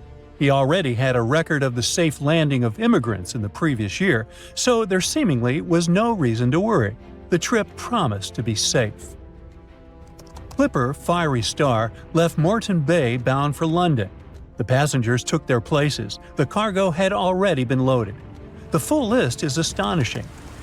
In addition to all the wool, tallow, cotton, hides, and horns, there were also 6 cases of arrowroot and various other packages. And we can't forget the animals the captain took aboard too. The Fiery Star was far away, yet still observable to the east as it headed toward the Pacific Ocean. This was the last information available until May 26, when news of its destruction emerged from Brisbane. Chief Officer William Sargent's log reveals that the Fiery Star took 12 days to reach the southern tip of New Zealand, passing on April 11, 1865. The trip was going well until heavy seas ruined 2 longboats on April 17. On this day, a strong odor of smoke alerted the captain. When he checked, he found the lower hold completely filled with smoke from a fire fueled by the ship's flammable cargo. The hatches were quickly closed to try to contain the flames, but by the next day, the heat and toxic smoke had forced passengers out of their cabins. George Maber was one of the lucky survivors. He was the ship's engineer, and he recalled the chaotic events on April 20th, as Captain Ewell and most of the crew and passengers tried to evacuate in rough weather. At around 6 p.m., the ship took on water, and without much warning, Captain Ewell, 4 crew members, and a few female passengers hopped into a lifeboat and headed out. The next boat, managed by the second mate, Mr. Adio, was a gig, followed by a crowded jolly boat. Lastly, there was a waste boat, which was barely seaworthy, with 2 men constantly bailing water to keep it afloat. The plan was for the boats to stay close to the Fiery Star overnight and head for the Chatham Islands the next morning. But by dawn on April 21st, all 4 boats had vanished without a trace. On the burning ship, there were 17 crew members and passenger John Oman, who banded together under Chief Officer William Sargent's leadership. For 5 days and nights, George Maber pumped water on the fire without rest. He volunteered to go down the forehatch with a rope around him and a handkerchief over his mouth. He discovered that the foremast had been burned through for about 7 inches, and the port side was severely damaged, resembling an empty shell. Exhausted, he returned for fresh air, but later descended again with Quartermaster Marshall to access a water tank. They couldn't open the lid, and as George crawled over the hides, he felt himself sinking. When they reached the deck, they collapsed from exhaustion. The cargo had been destroyed by smoke and fire, and the heat on the deck was intolerable. The crew survived on limited rations and caged chickens, using every spare piece of wood, including pigsties for the pumps. Distressed pigs ran wild in the heat. A raft was constructed, but was too weak for the open sea. Sleep was elusive, and the crew had lost everything, with only hopes of reaching land or meeting another ship. Finally, the Dauntless appeared and sent a lifeboat to the Fiery Star. Captain Moore boarded the Fiery Star on May 12th, and after assessing the situation, he agreed that the crew could do no more. They boarded the Dauntless at 4 p.m., witnessing the Fiery Star succumb to flames by 11:30 p.m. It was a narrow escape. We know Titanic from so many stories, even a movie, but now we have its first full-sized digital scan. And nope, it's not like those models from before, where we mostly imagined what the ship was supposed to be like. This time we got a real digital scan. A team of experts really mapped the deep sea floor around the Titanic together with the ship itself. We basically got a 3D view of the entire wreck, which is like going deep down beneath the ocean's surface and seeing Titanic as if all the water has been drained away. So, the story of the wreck started in 1985, 73 years after the Titanic went down. The explorer named Robert Ballard stumbled upon it somewhere between two submarines that also went down in that area. He was actually on a different task back then, so he didn't even have time to explore the ship properly. But as he was searching for the submarines, he realized how ocean currents affect sinking debris. He noticed the heaviest object sank quickly and left a trail of debris behind, the trail that followed the currents. Using this knowledge, Ballard made a hypothesis the Titanic had broken in two and left a debris trail as it sank. Before he found the wreck, everyone thought the ship just went down in one piece after hitting an iceberg. So everyone knew where the ship was so the adventure could start, or not. It was hard to explore it. The ship is enormous, and the dark depths of the ocean make it really difficult to capture its whole body in one go. So we mostly relied on glimpses of the decaying ship, and had to settle with teasing scattered parts of the whole picture and filling it up with speculations and stories. But in the summer of 2022, we finally got something different. A team of experts from Magellan Loaded, a company specializing in mapping the deep sea, teamed up with Atlantic Productions, who were making a documentary about the project. They embarked on a mission to capture the complete view of the Titanic. They used submersibles. Those are vehicles that go underwater, remotely controlled by a team of skilled explorers. These submersibles dove deep into the ocean. It wasn't an easy job. They spent over 200 hours collecting information about the entire length and breadth of the wreck. It was like a real-life treasure hunt. But instead of finding gold and jewels, they took something even more precious. Over 700,000 images of the Titanic from every angle possible. Yup, they took photos of every tiny part of the ship, even the not-so-interesting bits most of us would usually skip. Even mapping the muddy parts was an important part, because it helped fill in the gaps between the more exciting things they discovered. And this was a way for all of us to finally get a detailed 3D reconstruction. Even though it's been more than 100 years, you can still recognize the bow of the Titanic, covered in rust that hangs down like stalactites. On top of the bow is the boat deck, where a big hole gives us a glimpse into the empty space where the grand staircase once stood, like a window into the ship's glamorous past. Its stern is now a wild mess of twisted metal. As the Titanic went down, this part collapsed and spiraled into the seabed. The bow and the stern ended up separated by about 2,600 feet. There's a vast field of debris surrounding this giant, stuck on the seafloor. This debris is like a scattered treasure trove, full of intricate metalwork from the ship, statues, and even unopened champagne bottles.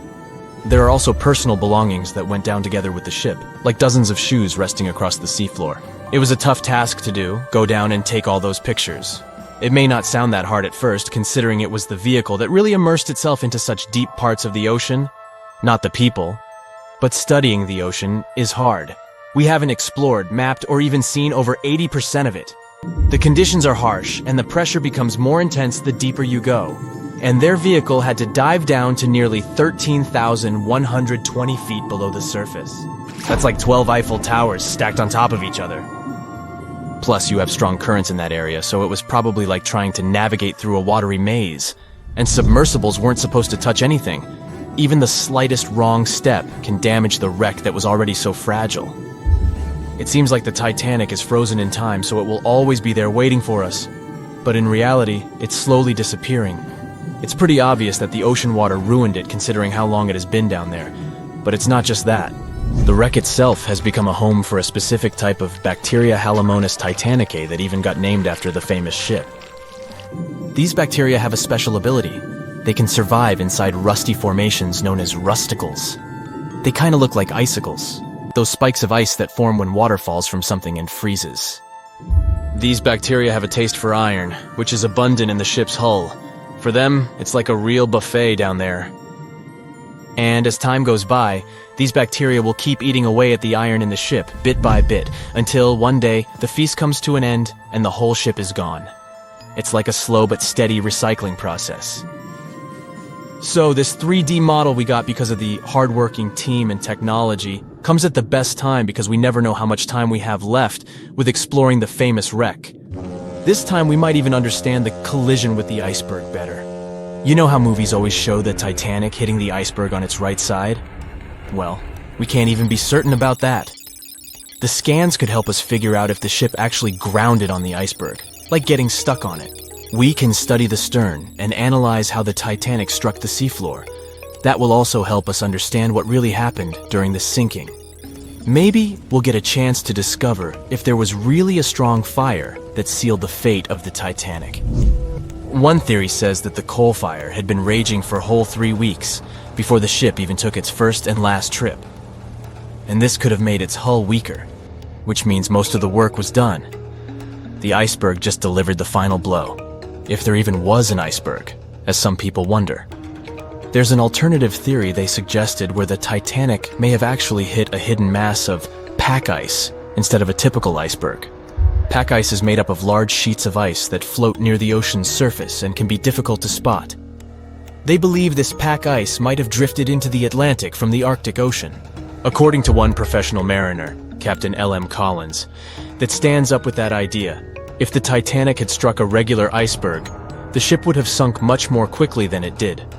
And since the Titanic managed to stay on the surface for a relatively long period of time, less than 3 hours, maybe this was a different type of collision. The mariner also said there are differences in what people said they saw when the Titanic sank. He thinks these differences might be because of optical illusions. In this case, when people were looking at the ocean that night, the way the light was reflecting and the conditions at sea might have made things appear closer or distorted. So when they saw something in the water, it might not have been exactly what they thought it was, whether it was an iceberg or something else. Binoculars might have helped the crew members to spot the potential danger, but unfortunately, they didn't have any. It appears they were locked inside a cabinet, and no one knew where the key was. So in 2017, over 25 million people boarded cruise ships all over the world. Now, if you're keeping count, that's more than the total population of Greece. It's become America's favorite choice when it comes to going on vacation.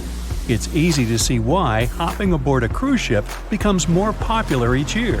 Heading out on a cruise is also coming back in style with newer generations. 2/3 of Gen Y and millennials say that cruising is their new preferred type of vacation. How's that? Well, let's see. It's easy to plan in advance. On board, you can find activities for all family members, and you get a chance to visit several different destinations in one trip. An added bonus of booking a cruise? You can sample various places for a future time off. The entertainment on board is often top-notch, providing passengers with an added taste of luxury. And the amenities and accommodations are generally very reliable. Not to mention that it gives tourists that feeling of actually getting away from everything that people strive for while out of the office. Royal Caribbean International is one of the largest cruise lines in the world, with just over 19% of the cruise market as of 2018. Its current fleet is divided into many different classes of ships, including the Voyager class, Radiance, and Quantum. The latest addition to the Royal Caribbean International's impressive fleet was built in 2018. Wonder of the Seas is now the largest cruise ship in the world.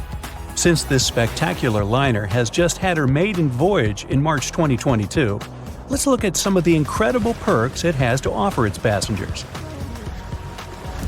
For starters, the boat is so big that it had to be split into neighborhoods. Well, it figures since Wonder of the Seas can accommodate almost 7,000 passengers. Fond of New York? Well, no worries. Wonder of the Seas has a central park of its own, with an estimated 10,000 plants to check out. The ship's central park is a feature of all Oasis-class ships, being one of the so-called neighborhoods. Let's look at some other areas, shall we?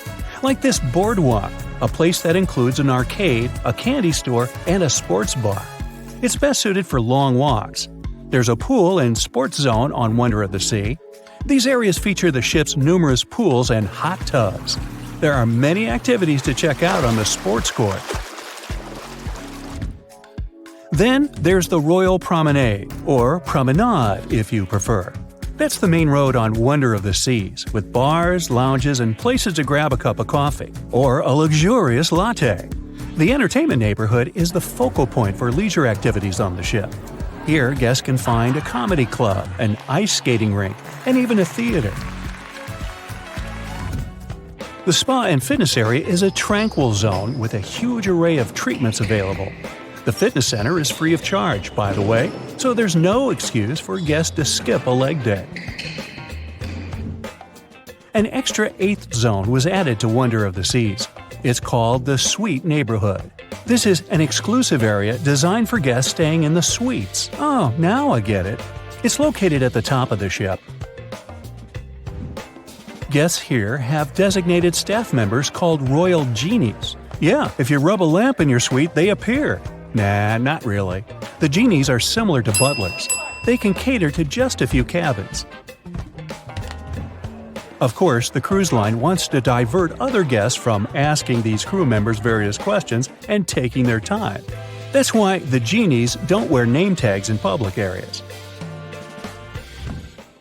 As for its itinerary, Wonder of the Seas was initially supposed to be homeported in China, but Royal Caribbean decided to move the liner to the United States.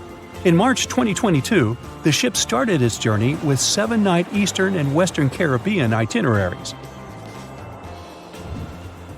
In May 2022, Wonder of the Seas is scheduled for a trip to Europe, with Western Mediterranean cruises from Barcelona and Rome planned for its guests. Passengers will also be able to visit Palma de Mallorca, Spain, and Capri, Italy. When the summer season is over, Wonder of the Seas is scheduled to return to Florida to offer year-round sailing starting November 2022. And by the way, there is no truth to the rumor that a special cruise only for highly allergic and hay fever sufferers will be called the Wonder of the Sneeze. Nope, not at all. Now, it's hard to imagine a ship so massive that can accommodate so many amenities on board. For example, the Titanic was the largest ship of its time, measuring 882 feet in length. And Wonder of the Seas is not only 1,188 feet long, it's also 36% taller and 34% wider. Speaking of lifeboats, which I am about to, Titanic had a mere 20 lifeboats on board, which was tragically not enough to fit all the passengers after the ship hit the iceberg. But Wonder of the Seas has an even smaller number of lifeboats, 18 to be precise. Sounds weird and dangerous? Well, not really, given that each of these lifeboats can accommodate up to 370 people. It means that all the passengers and crew members, an estimated 8,000 people if fully booked, are going to be safe in case of an emergency. If we could somehow have a race between the two ships, well, Titanic was in fact the faster ship out of the two, beating Wonder of the Seas by 1 knot per hour. Cruise ship passengers today are more interested in the experience rather than the speed of the boat itself. That's why how fast a ship can travel is not an extremely important aspect nowadays. In terms of costs, Titanic cost around $7.5 million at the time of its construction. It's the equivalent of about $200 million today. How about Wonder of the Seas? Well, it cost a staggering $1.35 billion to build, making it 6 times more expensive than the Titanic. How about we compare ticket prices? Well, in this case, the least expensive ticket on Titanic was £7. It's about $1,000 today. The cheapest ticket on Wonder of the Seas is currently $423, but prices may vary depending on the location, season, itinerary, and how much you tip your Royal Genie. And I know you were going to ask, how about icebergs? Well, Titanic steamed in the frigid North Atlantic, where you had to be on the lookout for those. Wonder of the Seas will be cruising the balmy Caribbean, where the worst thing you can hit on is 17 and blackjack. Oops, busted. Anyway, set side by side with its other sisters from the Royal Caribbean Fleet, Wonder of the Seas is equally as impressive. The company's earliest ships could host about 2,500 people. This included passengers and the staff. Such ships were Splendor of the Seas, Legends of the Seas, and the smallest of them all, Thumbelina of the Seas. No, wait, that should be Empress of the Seas. Oops, my bad. The largest ships in the company's fleet can now house about 9,000 people altogether. That's almost 3 times the size and capacity of the earlier liners. Wonder of the Seas is one of them, as well as Harmony of the Seas and Symphony of the Seas. Are you seeing a pattern here? Yup, if you ever encounter a ship with Of the Seas in its name, it's safe to assume it belongs to Royal Caribbean. But if it's a can of tuna, it might actually be Chicken of the Sea. Hey, I like tuna. Now, choosing between cruise ships based on their size is like wondering if you should visit your local museum or the Louvre in Paris. It all depends on your preferences. Some families prefer small settings.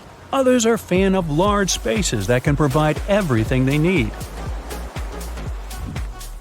Historically, it's equally as exciting how far we've come in terms of maritime transportation. The SS Royal William, for example, was the first boat to ever make a transatlantic voyage almost entirely steam-powered in 1833. And it was a mere 160 feet long and could house roughly 155 passengers. And if the seas were calm, then they were housed less roughly. Similarly, the first modern megaship in the world was the MS Sovereign of the Seas. Launched in 1987, it was only 888 feet long and could carry a little under 3,000 passengers. Size and capacity are not the single improvements added to newer cruise ships out there. Recent technological developments in artificial intelligence and facial recognition have allowed cruise operators to ensure faster, smoother boarding for passengers.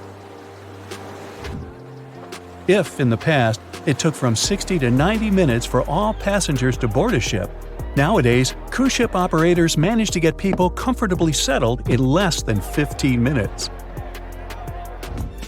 Now, I'm sure you're already eager to book a ticket, but let's look into some of the more interesting activities you can try on board Wonder of the Seas. This way, you'll know what you're getting yourself into.